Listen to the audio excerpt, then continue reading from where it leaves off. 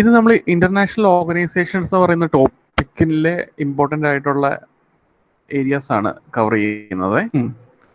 International organisation എന്ന് പറയുന്ന ഏരിയയാണ് നമ്മളിത് കവർ ചെയ്യുന്നത്. ഇന്നും നാളെയായിട്ട് അതിൻ്റെ അകത്ത് ഇമ്പോർട്ടൻ്റ് ആയിട്ടുള്ള ഓർഗനൈസേഷൻസും എഗ്രിമെൻറ്റും പിന്നെ നാളത്തെ ക്ലാസ്സിലെ കൂടെ കഴിഞ്ഞിട്ട് നമ്മൾ അതിൻ്റെ അകത്ത് ഇമ്പോർട്ടൻ്റ് ആയിട്ടുള്ള കുറച്ച് ക്വസ്റ്റ്യൻസിനും കൂടെ കവർ ചെയ്യുവേ. കൂടുതലായിട്ടും ഒരു പ്രിലിംസ് പോയിന്റ് ഓഫ് വ്യൂവിലാണ് നമ്മൾ ഈ ഏരിയ പ്രിപ്പയർ ചെയ്തിട്ടുള്ളത്. അതിന് കാരണം എന്ന് പറഞ്ഞു കഴിഞ്ഞാൽ പ്രിലിംസിന് പലപ്പോഴും ഇന്റർനാഷണൽ ഓർഗനൈസേഷൻസും എഗ്രിമെന്റുമായിട്ട് ബന്ധപ്പെട്ട് ചോദ്യങ്ങൾ വരാറുണ്ട്.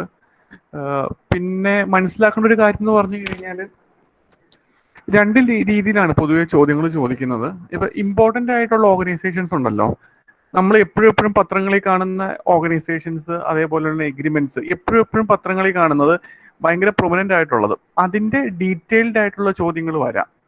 ഇപ്പൊ ഉദാഹരണത്തിന് മറ്റേ ബ്രിക്സ് സുമിറ്റ് അത് ആദ്യമായിട്ട് എവിടെ വെച്ചാൽ കണ്ടക്ട് ചെയ്തത്, എത്രണ്ണം കണ്ടക്ട് ചെയ്തു, അങ്ങനെയുള്ള ചോദ്യങ്ങൾ ചോദിക്കാം. അതേസമയം അത്ര കേൾക്കാത്ത വളരെ ഈ ഫ്രിഞ്ച് ഏരിയാസിൽ കിടക്കുന്ന ടോപ്പിക്കുകളൊക്കെ ആണെങ്കിൽ, ഇപ്പം മെർക്കോസുർ ഇല്ലെങ്കിൽ ഇപ്പം അത്ര ഇമ്പോർട്ടൻ്റ് അല്ലാത്ത ഏതെങ്കിലും അലയൻസുകളോ അങ്ങനെയൊക്കെ ആണെങ്കിൽ അത് എന്തിനെ പറ്റിയാണ്, ഇന്ത്യ അതിൽ മെമ്പർ ആണോ, അങ്ങനെ മാത്രം ജസ്റ്റ് ബെയർ മിനിമം കാര്യങ്ങൾ മാത്രം നോക്കി പോയാൽ മതി. അപ്പം ഇന്റർനാഷണൽ ഓർഗനൈസേഷൻസിൽ ഏറ്റവും ഇമ്പോർട്ടൻ്റ് ആയിട്ടുള്ള ഏരിയ എന്ന് പറഞ്ഞു കഴിഞ്ഞാൽ യുണൈറ്റഡ് നേഷൻസ് ആണല്ലോ. ഇത് 1945 യുണൈറ്റഡ് നേഷൻസ് ഫോം ചെയ്യുന്നത്. ഒറിജിനൽ യുണൈറ്റഡ് നേഷൻസ് ഫോർമേഷൻ ടൈമിൽ ആ UN മാൻഡേറ്റ് സൈൻ ചെയ്യുന്നതെന്ന് പറഞ്ഞു കഴിഞ്ഞാൽ 51 മെമ്പർ സ്റ്റേറ്റ്സ് ആണ് 1945. ഇപ്പോൾ അത് 193 ഉയർന്നിട്ടുണ്ട്. അതിന്റെ ഹെഡ് ക്വാർട്ടേഴ്സ് എന്ന് പറഞ്ഞു കഴിഞ്ഞാൽ ന്യൂയോർക്കാണ്. ഈ യുണൈറ്റഡ് നേഷൻസിന്റെയും അതിന്റെ പ്രിൻസിപ്പൽ ഓർഗൻസും ഉണ്ട്. പ്രധാനമായിട്ടും 6 ഓർഗൻസ് ആണുള്ളത്. ആ 6ലെ 5 ഓർഗൻസിന്റെ ഹെഡ് ക്വാർട്ടേഴ്സും ന്യൂയോർക്ക് തന്നെയാണ്. ഇതിലെ ഏറ്റവും ഇമ്പോർട്ടൻ്റ് ആയിട്ടുള്ള UN ഓർഗൻ എന്ന് പറഞ്ഞാൽ യുണൈറ്റഡ് നേഷൻസ് ജനറൽ അസംബ്ലി ആണ്. ഈ യുണൈറ്റഡ് നേഷൻസ് ജനറൽ അസംബ്ലിയിൽ UN എല്ലാ മെമ്പേഴ്സും അംഗങ്ങളായിരിക്കും. പിന്നെ അതേപോലെ തന്നെ ഇമ്പോർട്ടൻ്റ് ആയിട്ടുള്ള കാര്യങ്ങളെല്ലാം ഒരു മെജോറിറ്റി വോട്ടിലാണ് ഈ UN ജനറൽ അസംബ്ലിയിൽ തീരുമാനിക്കുന്നത്. പിന്നെ UN ഏറ്റവും ഹയസ്റ്റ് ഒഫീഷ്യൽ ആയിട്ടുള്ള സെക്രട്ടറി ജനറലിനെ തിരഞ്ഞെടുക്കുന്നതെന്ന് പറഞ്ഞാൽ ഈ UN ജനറൽ അസംബ്ലി ആണ്. ഈ സെക്രട്ടറി ജനറലിനെ തിരഞ്ഞെടുക്കുമ്പോഴേക്കും ഇവര് വോട്ടിട്ടാണ് തിരഞ്ഞെടുക്കുന്നത്. പക്ഷെ അത് സെക്യൂരിറ്റി കൗൺസിൽ റെക്കമെൻഡ് ചെയ്യുന്ന മെമ്പേഴ്സിനെ മാത്രമേ ഇവർക്ക് വോട്ട് ചെയ്യാനായിട്ട് പറ്റത്തുള്ളൂ. പിന്നെ അതേപോലെ തന്നെ ഈ സെക്യൂരിറ്റി കൗൺസിലിലെ നോൺ പെർമനന്റ് ആയിട്ടുള്ള മെമ്പേഴ്സ് അവരെയും സെലക്ട് ചെയ്യുന്നത് ഈ UN ജനറൽ അസംബ്ലി ആണ്. ഈ ഒരു നേഷന്റെ ഇപ്പം ഒരു രാജ്യത്തെ ഒരാളുടെ പുള്ളിയുടെ ഏറ്റവും ഫണ്ടമെന്റൽ ആയിട്ടുള്ള അവകാശം എന്ന് പറയുന്നത് സിറ്റിസൺഷിപ്പ് എന്ന് പറയുന്നത് പോലെ ഒരു നേഷൻഹുഡ് പോലെ തന്നെ ആ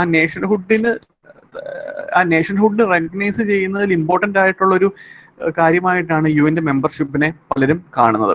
അതുകൊണ്ട് തന്നെ ഈ ടെറിട്ടോറിയൽ ഡിസ്പ്യൂട്ടുകളൊക്കെ ഉള്ളപ്പോഴേക്കും ആ ഡിസ്പ്യൂട്ടുള്ള സ്ഥലങ്ങൾ ചെയ്യുന്നതെന്ന് പറഞ്ഞു കഴിഞ്ഞാൽ UN മെമ്പർഷിപ്പിൽ അപ്ലൈ ചെയ്യുന്നതാണ്. ഇപ്പം ഇസ്രായേൽ പലസ്തീൻ ഇഷ്യൂയിൽ പാലസ്തീൻ UN മെമ്പർഷിപ്പിന് വേണ്ടി അപ്ലൈ ചെയ്തിരുന്നു. പക്ഷെ അത് മെമ്പർ ആക്കിയില്ല, ഇപ്പൊ ഒബ്സർവർ ആക്കിയിട്ടുണ്ട്. അതേപോലെ തന്നെ ഈ ചൈനയിലെ തൈവാൻ പ്രൊവിൻസ് ഈ UN മെമ്പർഷിപ്പിന് വേണ്ടി അപ്ലൈ ചെയ്തിരുന്നു, പക്ഷെ അത് ഡിനൈ ചെയ്തു. പിന്നെ അതേപോലെ തന്നെ ഈ യുണൈറ്റഡ് നേഷൻസിൽ നോൺ മെമ്പർ അല്ലാത്ത ഒബ്സർവർ സ്റ്റേറ്റ്സ് 2 ഉള്ളൂ. അതെന്ന് പറഞ്ഞാൽ പാലസ്തീനും വത്തിക്കാൻ സിറ്റിയാണ്. പിന്നെ UN ഇതുവരെ പാസ്സാക്കിയിട്ടുള്ള ഏറ്റവും ഇമ്പോർട്ടൻ്റ് ആയിട്ടുള്ള ഒരു ഡിക്ലറേഷൻ എന്ന് പറയുന്നത് universal declaration of human rights ആണ്. 1948 പാസ്സാക്കുന്നത്. ഈ മിക്ക രാജ്യത്തെയും ഈ ബേസിക് ഹ്യൂമൻ ഫണ്ടമെന്റൽ റൈറ്റ്സിന്റെ കാര്യവും പിന്നെ അതേപോലെ തന്നെ ഈ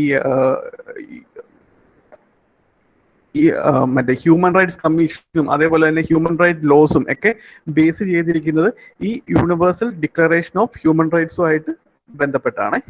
അപ്പോൾ UN ജനറൽ അസംബ്ലി ആണ് ഏറ്റവും ഇമ്പോർട്ടൻ്റ് ആയിട്ടുള്ള ബോഡി, എല്ലാവർക്കും മെമ്പർഷിപ്പ് ഉള്ളതെന്ന് പറഞ്ഞാൽ ഈ ജനറൽ അസംബ്ലിയിലാണ്. ഈ യു എനിലെ ഏറ്റവും പവർഫുൾ ആയിട്ടുള്ള ബോഡി എന്ന് പറഞ്ഞു കഴിഞ്ഞാൽ UN സെക്യൂരിറ്റി കൗൺസിലാണ്. ഈ ബാക്കിയുള്ള മെമ്പേഴ്സ്, ജനറൽ അസംബ്ലി മെമ്പേഴ്സ് എന്ന് പറഞ്ഞു കഴിഞ്ഞാൽ അവിടെ എന്തെങ്കിലും ഒരു കാര്യം വോട്ടിന് ഇട്ട് കഴിഞ്ഞാൽ അത് മെജോറിറ്റി അപ്രൂവ് ചെയ്ത് കഴിഞ്ഞാൽ മാത്രമേ അത് പാസ്സാകത്തുള്ളൂ. പിന്നെ പാസ്സായാൽ പോലും അത് നോൺ അബൈഡിങ് ആയിരിക്കും, അത് വോളണ്ടറി ആയിട്ടായിരിക്കും. ഇപ്പോൾ രാജ്യങ്ങൾക്ക് അതിൽ താല്പര്യമില്ലാത്ത രാജ്യങ്ങളുണ്ടെങ്കിൽ അതിൽ നിന്ന് മാറി നിൽക്കാം. ഈ UN ജനറൽ അസംബ്ലി പാസ്സാക്കുന്ന കാര്യങ്ങളിൽ താല്പര്യമില്ല എന്നുണ്ടെങ്കിൽ അതിൽ നിന്ന് മാറി നിൽക്കാം. അതിൽ UN ജനറൽ അസംബ്ലിക്ക് ഒന്നും ചെയ്യാനില്ല. പക്ഷെ സെക്യൂരിറ്റി കൗൺസിൽ എന്ന് പറഞ്ഞു കഴിഞ്ഞാൽ അവിടെ 5 പെർമനന്റ് മെമ്പേഴ്സ് ആണുള്ളത്. ഈ മെമ്പേഴ്സിന് വേണമെങ്കിൽ ഇൻവോളണ്ടറിലി ബൈൻഡിങ് ആയിട്ടുള്ള കാര്യങ്ങൾ അവിടെ പാസ്സാക്കാനായിട്ട് പറ്റും. ഇപ്പം ഏതെങ്കിലും ഒരു രാജ്യത്ത് സെക്യൂരിറ്റി കൺസേൺ ഉള്ള രാജ്യത്ത് മിലിറ്ററി അസിസ്റ്റൻസ് കൊടുക്കണമെന്ന് ഈ സെക്യൂരിറ്റി കൗൺസിൽ മെമ്പേഴ്സ് പാസ്സായി കഴിഞ്ഞു കഴിഞ്ഞാൽ UN അവരുടെ ഫോഴ്സിനെ അങ്ങോട്ട് ഡയറക്റ്റ് ചെയ്യാനുള്ള അധികാരമുണ്ട്. UN 2 കാറ്റഗറി ഓഫ് മെമ്പേഴ്സ് ആണുള്ളത്. ടോട്ടൽ 15 മെമ്പേഴ്സ്, 5 പെർമനന്റ് മെമ്പേഴ്സും 10 നോൺ പെർമനന്റ് മെമ്പേഴ്സും ആണുള്ളത്. ഈ 5 പെർമനന്റ് മെമ്പേഴ്സ് പറഞ്ഞു കഴിഞ്ഞാൽ US, UK, Russia, France, China. ഇത് 5ഉമാണ് UNലെ 5 permanent members. Non permanent members എന്ന് പറഞ്ഞു കഴിഞ്ഞാൽ അത് 10 പേര് കാണും. ഒരു 2-year ടേമിലേക്കാണ് അവരെ സെലക്ട് ചെയ്യുന്നത്. പിന്നെ അതേപോലെ തന്നെ ഈ UN സെക്യൂരിറ്റി കൗൺസിലിന്റെ പ്രസിഡൻസി എന്ന് പറയുന്നത് അതിലെ ഈ പെർമനന്റ് നോൺ പെർമനന്റ് മെമ്പേഴ്സ് ഉണ്ടല്ലോ, അവരുടെ ഇംഗ്ലീഷ് പേരിന്റെ ആൽഫബറ്റ് അനുസരിച്ച് ഓരോ മാസവും ആൽഫബറ്റിക്കലി മാറിക്കൊണ്ടിരിക്കും. പിന്നെ ഈ UN സെക്യൂരിറ്റി കൗൺസിലുമായിട്ട് ബന്ധപ്പെട്ട് നമ്മൾ എപ്പോഴും കേൾക്കാറുള്ള ഒരു വാക്കാണ് G4 എന്ന് പറയുന്നത്. ഈ G4 എന്ന് പറഞ്ഞു കഴിഞ്ഞാൽ 4 കൺട്രീസിന്റെ ഒരു ഗ്രൂപ്പിംഗ് ആണ്. Brazil, Germany, India, Japan. അതായത് UN സെക്യൂരിറ്റി കൗൺസിൽ എന്ന് പറഞ്ഞു കഴിഞ്ഞാൽ ഒട്ടും ഇൻക്ലൂസീവ് അല്ല. അവിടെ ഈ പറഞ്ഞ പോലെ ആ ഒരു മോഡേൺ ഗ്ലോബൽ ഡൈനാമിക്സ് ഒക്കെ കൺസിഡർ ചെയ്തുകൊണ്ട്, പവർ ഡൈനാമിക്സ് കൺസിഡർ ചെയ്തുകൊണ്ട് അത് എക്സ്പാൻഡ് ചെയ്യണം, അതിൽ ഇവരെ മെമ്പേഴ്സ് ആക്കണം എന്ന് പറഞ്ഞ് ലോബി ചെയ്യുന്ന ഗ്രൂപ്പാണ് ഈ G4 എന്ന് പറയുന്നത്. അപ്പം ഇതിനെതിരെ ഇങ്ങനെ പുതിയ ഒരു റീസ്ട്രക്ചറിങ്ങിലൂടെ ഇവർക്ക് മെമ്പർഷിപ്പ് കൊടുക്കേണ്ട കാര്യമില്ല എന്ന് പറഞ്ഞ് ഇതിന് എതിർത്തുകൊണ്ട് വന്ന ഗ്രൂപ്പാണ് uniting for consensus coffee club എന്ന് പറയുന്ന ഗ്രൂപ്പ്. അപ്പം ഈ കോഫി ക്ലബിലെ മെമ്പേഴ്സ് പറഞ്ഞു കഴിഞ്ഞാൽ Argentina, Italy, Pakistan, Turkey, Canada, south Korea ആണ് ഇതിലെ പ്രധാനപ്പെട്ട രാജ്യങ്ങൾ. ഒരു 10-20 രാജ്യങ്ങളുണ്ട്, അതിൽ ഏറ്റവും പ്രധാനപ്പെട്ടത് ഇവയാണ്. പിന്നെ അതേപോലെ തന്നെ ഇപ്പം UN സെക്യൂരിറ്റി കൗൺസിലിലേക്ക് പുതിയ ഒരു മെമ്പറിനെ ആഡ് ചെയ്യാനായിട്ട് പെർമനന്റ് മെമ്പർഷിപ്പും അല്ലെങ്കിൽ വീറ്റോ പവറും ഒക്കെ എക്സ്പാൻഡ് ചെയ്യണമെന്നുണ്ടെങ്കിൽ 2 ക്രൈറ്റീരിയ ആണുള്ളത്. ഒന്നെന്ന് പറഞ്ഞാൽ UN ജനറൽ അസംബ്ലിയിലെ 2/3 മെമ്പേഴ്സും അതിനെ എഗ്രി ചെയ്യണം. പിന്നെ ഈ പെർമനന്റ് മെമ്പേഴ്സ് ഉണ്ടല്ലോ, വീറ്റോ പവർ ഉള്ള പെർമനന്റ് മെമ്പേഴ്സ് എല്ലാവരും അത് എഗ്രി ചെയ്യണം. എങ്കിൽ മാത്രമേ പുതിയൊരു മെമ്പറിനെ പെർമനന്റ് സെക്യൂരിറ്റി കൗൺസിൽ മെമ്പറായിട്ട് ആഡ് ചെയ്യാനായിട്ട് പറ്റത്തുള്ളൂ. അപ്പം ഇത്ര നാൾ വന്നിട്ടുള്ള പ്രധാനപ്പെട്ട ചില UN സെക്യൂരിറ്റി കൗൺസിൽ റെസൊല്യൂഷൻസ് ആണ്. ഒന്ന് UNSC റെസൊല്യൂഷൻ നമ്പർ 47. ഇതെന്ന് പറഞ്ഞാൽ ജമ്മു ആൻഡ് കാശ്മീറുമായിട്ട് ബന്ധപ്പെട്ടുള്ളതാണ്. അതായത് ഈ ജമ്മു ആൻഡ് കാശ്മീരിലെ ആളുകൾക്ക് they have a right to self determination. അത് ഡെമോക്രാറ്റിക് മെത്തേഡിലൂടെ വേണം എക്സസൈസ് ചെയ്യേണ്ടതെന്ന്. അതാണ് UNSC റെസൊല്യൂഷൻ നമ്പർ 47. പിന്നെ UN റെസൊല്യൂഷൻ 1267 എന്ന് പറയുന്നത് ഒസാമ ബിൻ ലാദനെ പുള്ളിയുടെ അസോസിയേറ്റ്സിനെ ടെററിസ്റ്റ് ആയിട്ട് ഡിക്ലെയർ ചെയ്തുകൊണ്ടുള്ളതായിരുന്നു. റെസൊല്യൂഷൻ 1373 എന്ന് പറയുന്നത് സെപ്റ്റംബർ 11 അറ്റാക്സിന് ശേഷമുള്ള കൗണ്ടർ ടെററിസം റെസൊല്യൂഷൻ ആണ്. ഈ ടെററിസത്തിനെ നേരിടാനായിട്ട് എല്ലാ രാജ്യങ്ങളും പറ്റുന്ന രീതിയിൽ കോൺട്രിബ്യൂട്ട് ചെയ്യണം എന്ന് പറഞ്ഞുള്ള റെസൊല്യൂഷൻ ആയിരുന്നു 1373 റെസൊല്യൂഷൻ. അപ്പം ഏറ്റവും റീസെന്റ് വന്ന പറഞ്ഞ ഇതാണ് UNSC റെസൊല്യൂഷൻ 2254 എന്ന് പറഞ്ഞാൽ സിറിയയിലെ സീസ് ഫയറിന് വേണ്ടി പാസ്സാക്കിയ റെസൊല്യൂഷൻ ആയിരുന്നു. പിന്നെ UNന്റെ പ്രധാനപ്പെട്ട മറ്റൊരു ഓർഗനാണ് UN economic and social council എന്ന് പറയുന്നത്. ഇതെന്ന് പറഞ്ഞു കഴിഞ്ഞാൽ ഡെവലപ്മെന്റ് പോളിസീസ് സസ്റ്റൈനബിൾ ആക്കാനും പിന്നെ അതേപോലെ തന്നെ ഡെവലപ്മെന്റ് എൻഷുർ ചെയ്യാനും വേണ്ടി ഉണ്ടാക്കിയ ബോഡിയാണ് UN economic and social council എന്ന് പറയുന്നത്. ഇതിലെ മെമ്പേഴ്സിനെ ഈ UN ജനറൽ അസംബ്ലിയാണ് ഇലക്ട് ചെയ്യുന്നത്.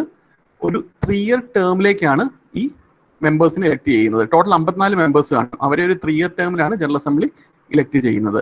അതേപോലെ 2/3 മെജോറിറ്റി വോട്ട് ഉണ്ടെങ്കിലേ മാത്രമേ ഒരു കൺട്രി UN സെക്യൂരിറ്റി കൗൺസിൽ മെമ്പറായിട്ട് തിരഞ്ഞെടുക്കപ്പെടത്തുള്ളൂ. പിന്നെ ഈ UN economic and social council മെമ്പറായിട്ട് തിരഞ്ഞെടുക്കപ്പെടത്തുള്ളൂ. പിന്നെ അതേപോലെ തന്നെ ഇവരുടെ ഈ സോഷ്യൽ എക്കണോമിക് കൗൺസിൽ പ്രസിഡന്റിനെ തിരഞ്ഞെടുക്കുന്നതെന്ന് പറഞ്ഞു കഴിഞ്ഞാൽ 1 year ടേമിലേക്കായിട്ടാണ്. പിന്നെ അതേപോലെ തന്നെ ഈ UN എക്കണോമിക് ആൻഡ് സോഷ്യൽ കൗൺസിലിന് 5 റീജിയണൽ കമ്മീഷൻസ് ഉണ്ട്. ഈ ഡിഫറെന്റ് ഗ്ലോബൽ റീജിയൻസിന്റെ സോഷ്യൽ ആൻഡ് എക്കണോമിക് ഡെവലപ്മെന്റിനെ ഫോക്കസ് ചെയ്യാനായിട്ടുള്ള 5 റീജിയണൽ കമ്മീഷൻസ്. അതിലെ ഏറ്റവും ഇമ്പോർട്ടൻ്റ് ആയിട്ടുള്ള കമ്മീഷൻ എന്ന് പറഞ്ഞു കഴിഞ്ഞാൽ United Nations economic and social commission for Asia and Pacific ആണ്. അപ്പം ഏഷ്യ പസഫിക് റീജിയണിലെ സസ്റ്റൈനബിൾ ഡെവലപ്മെന്റ് ഗോൾസും അതേപോലുള്ള കാര്യങ്ങളും ഒക്കെ ഇംപ്ലിമെന്റ് ചെയ്യുന്നതും ഒക്കെ അതിന്റെ ഓവർസൈറ്റ് മെക്കാനിസം ഒക്കെ എൻഷുർ ചെയ്യുന്നതൊക്കെ ഈ ഏഷ്യ പസഫിക് ഫോറമാണ് UN-ന്റെ. പിന്നെ ഈ പറഞ്ഞ പോലെ യുണൈറ്റഡ് നേഷൻസിന്റെ ബാക്ക് എൻഡ് വർക്കുകളൊക്കെ മെയിൻറ്റെയിൻ ചെയ്യുന്നതെന്ന് പറഞ്ഞാൽ UN സെക്രട്ടേറിയറ്റ് ആണ്. ഈ UN സെക്രട്ടേറിയറ്റിന്റെ ഹെഡാണ് UN സെക്രട്ടറി ജനറൽ എന്ന് പറയുന്നത്. നേരത്തെ പറഞ്ഞ പോലെ ഈ UN സെക്രട്ടറി ജനറലിനെ ഇലക്ട് ചെയ്യുന്നതും ഈ ജനറൽ അസംബ്ലിയാണ്. പക്ഷെ സെക്യൂരിറ്റി കൗൺസിൽ റെക്കമെൻഡേഷൻ ഉണ്ടെങ്കിൽ മാത്രമേ ഒരാൾക്ക് ഈ സെക്യൂരിറ്റി സെക്രട്ടേറിയറ്റിലേക്കുള്ള ഈ സെക്രട്ടറി ജനറൽ പോസ്റ്റിലേക്ക് മത്സരിക്കാനായിട്ടും അതേപോലെ തന്നെ വോട്ടിന് വേണ്ടി ക്യാമ്പയിൻ ചെയ്യാനും പറ്റത്തുള്ളൂ. ഇതുവരെ ഒരു ഇന്ത്യക്കാരൻ പോലും ആയിട്ടില്ല. ശശി തരൂർ മത്സരിച്ചിരുന്നു, പക്ഷെ പുള്ളി തോറ്റുപോയി. പിന്നെ മറ്റൊരു ഇമ്പോർട്ടൻറ്റ് ബോഡിയാണ് ഇന്റർനാഷണൽ കോർട്ട് ഓഫ് ജസ്റ്റിസ് എന്ന് പറയുന്നത്. എന്ന് പറഞ്ഞു കഴിഞ്ഞാൽ ആ ഒരു ഇന്റർനാഷണൽ റിലേഷൻസിലെ ലീഗൽ ജസ്റ്റിസ് എൻഷുർ ചെയ്യാൻ വേണ്ടി ഫോം ചെയ്ത ഒരു ഓർഗനാണ് ഇന്റർനാഷണൽ കോർട്ട് ഓഫ് ജസ്റ്റിസ് എന്ന് പറയുന്നത്. ഈ ഒരൊറ്റ UN ഓർഗൻ മാത്രമാണ് ന്യൂയോർക്കിൽ ഹെഡ് ക്വാർട്ടേഴ്സ് ഇല്ലാത്തത്. ബാക്കി 5 എണ്ണത്തിന്റെ ന്യൂയോർക്കിലാണ് ഹെഡ് ക്വാർട്ടേഴ്സ്. ഇതിന്റെ ഹെഡ് ക്വാർട്ടേഴ്സ് എന്ന് പറഞ്ഞാൽ നെതർലൻഡ്സിലെ ഹേഗിലാണ്. പീസ് പാലസ് എന്ന് പറയുന്ന സ്ഥലത്താണ് ഈ ICJയുടെ ഹെഡ് ക്വാർട്ടേഴ്സ് ലൊക്കേറ്റ് ചെയ്തിരിക്കുന്നത്. ഈ ICJയിൽ 15 ജഡ്ജസ് ആണ് ഉള്ളത്. ഇവർ ഇലക്ട് ചെയ്യുന്നതെന്ന് പറഞ്ഞു കഴിഞ്ഞാൽ 9 കൊല്ലത്തേക്കാണ്. യുണൈറ്റഡ് നേഷൻസ് ജനറൽ അസംബ്ലിയും സെക്യൂരിറ്റി കൗൺസിലും ചേർന്നാണ് ഈ ICJയിലേക്ക് ആളെ ഇലക്ട് ചെയ്യുന്നത്. പിന്നെ അതേപോലെ തന്നെ ഈ നമ്മുടെ രാജ്യസഭയുടെ കാര്യം പറയുന്ന പോലെ ആ 1/3 ഓഫ് ദ കോർട്ട് അതിനെ ഓരോ 3 കൊല്ലം കഴിയുമ്പോഴും ഇലക്ട് ചെയ്തുകൊണ്ടിരിക്കും. പിന്നെ ജഡ്ജസിന് റീഇലക്ഷൻ നിൽക്കുന്നതിന് പ്രശ്നമൊന്നുമില്ല. ഇപ്പം ഇന്റർനാഷണൽ ലോയുടെ ബ്രീച്ചും അങ്ങനെയുള്ള കാര്യങ്ങളിലൊക്കെ വരുമ്പോഴേക്കും ഈ ICJയിലെയാണ് രാജ്യങ്ങൾ പോവാറ്. ഉദാഹരണത്തിന് മറ്റേ ഇന്ത്യയിലെ കുൽഭൂഷൺ യാദവിനെ തടഞ്ഞു വെച്ച കുൽഭൂഷൺ യാദവിനെ ഇന്ത്യക്ക് വിട്ടു തരാത്ത കേസ്, അതിൻ്റെ അകത്തെന്ന് പറഞ്ഞു കഴിഞ്ഞാൽ ഈ 1963 വിയന്ന കൺവെൻഷൻ ഉണ്ട്. അതായത് ഇങ്ങനെ ഒരു ഇഷ്യൂവിൽ ഒരാളെ അറസ്റ്റ് ചെയ്ത് കഴിഞ്ഞാൽ ഉടനെ പേരന്റ് രാജ്യത്തെ വിവരം അറിയിക്കണം എന്നുള്ളത്. അത് പാകിസ്ഥാൻ ചെയ്തില്ല, അത് ബ്രീച്ച് ചെയ്തു എന്നും പറഞ്ഞ് ICJ ഇന്ത്യക്ക് ഫേവറായിട്ട് വെർഡിക്ട് ഇറക്കിയായിരുന്നു. പിന്നെ ഈ ICJ പോലെ തന്നെ ചില ഇന്റർനാഷണൽ കോർട്ടുകളാണ് UN-ഉമായിട്ട് ബന്ധമുള്ളതല്ല. അതിലേറ്റവും ഇമ്പോർട്ടൻ്റ് എന്ന് പറഞ്ഞു കഴിഞ്ഞാൽ ഇന്റർനാഷണൽ ക്രിമിനൽ കോർട്ടാണ്. ഈ ഇന്റർനാഷണൽ ക്രിമിനൽ കോർട്ടിൽ ഇൻഡിവിജ്വൽസിനെ ട്രൈ ചെയ്യും. നേരത്തെ പറഞ്ഞ ഇന്റർനാഷണൽ കോർട്ട് ഓഫ് ജസ്റ്റിസ് എന്ന് പറഞ്ഞാൽ അവിടെ രാജ്യങ്ങളെയാണ്, അതിൻ്റെ അകത്ത് ഇൻഡിവിജ്വൽസിനെ ട്രയൽ ചെയ്യത്തില്ല. ഈ ഇൻഡിവിജ്വൽസിനെ വാർ ക്രൈംസിനും അതേപോലുള്ള കാര്യങ്ങൾക്കും ഇൻഡിവിജ്വൽസിനെ ട്രൈ ചെയ്യുന്ന ക്രിമിനൽ കോർട്ട് എന്ന് പറഞ്ഞാൽ ICC ആണ്. ഈ ICC ഫോം ചെയ്ത ഇന്റർനാഷണൽ ട്രീറ്റിയാണ് റോം സ്റ്റാറ്റ്യൂ എന്ന് പറയുന്നത്. ലോകത്തിലെ ആദ്യത്തെ പെർമനന്റ് ഇന്റർനാഷണൽ ക്രിമിനൽ കോർട്ടാണ് ഈ ICC. ഇതിൻ്റെ അകത്ത് ചൈനയും റഷ്യയും ഇന്ത്യയും ഒന്നും ഇതിൻ്റെ അകത്ത് മെമ്പേഴ്സ് അല്ല. പിന്നെ ഒരെണ്ണം പറഞ്ഞാൽ പെർമനന്റ് കോർട്ട് ഓഫ് ആർബിട്രേഷൻ ആണ്. അത് ഏകദേശം 120-ന് മുകളിൽ രാജ്യങ്ങൾ ചേർന്ന് ഉണ്ടാക്കിയ ഒരു ഇന്റർ ഗവൺമെന്റൽ ഓർഗനൈസേഷൻ ആണ് ആർബിട്രേഷൻ ഈസിയാക്കാൻ വേണ്ടി. അതും നമ്മുടെ ഇന്റർനാഷണൽ കോർട്ട് ഓഫ് ജസ്റ്റിസ് ഇരിക്കുന്ന അവിടെ തന്നെയാണ് അതിന്റെ ഹെഡ് ക്വാർട്ടേഴ്സും, peace palace at Hague. India ഇതിന്റെ ഒരു മെമ്പറാണ്. അപ്പൊ ഇതിന്റെ പ്രധാന ഉദ്ദേശം എന്ന് വെച്ച് കഴിഞ്ഞാൽ ഈ ഗവൺമെന്റൽ ഓർഗനൈസേഷനും പിന്നെ അതേപോലെ തന്നെ പ്രൈവറ്റ് പാർട്ടീസും ഇവരൊക്കെ തമ്മിലുള്ള ഇഷ്യൂസിന് ആർബിട്രേഷൻ നടത്താൻ വേണ്ടിയുള്ള ബോഡിയാണ് ഈ പെർമനന്റ് കോർട്ട് ഓഫ് ആർബിട്രേഷൻ എന്ന് പറയുന്നത്. പിന്നെ ട്രസ്റ്റിഷിപ്പ് കൗൺസില്. ഈ ട്രസ്റ്റിഷിപ്പ് എന്ന് പറഞ്ഞു കഴിഞ്ഞാൽ ഇപ്പം നമ്മുടെ സെക്കൻഡ് വേൾഡ് വാർ കഴിഞ്ഞപ്പോഴേക്കും ഇപ്പൊ രാജ്യങ്ങൾക്ക് സ്വന്തമായിട്ട്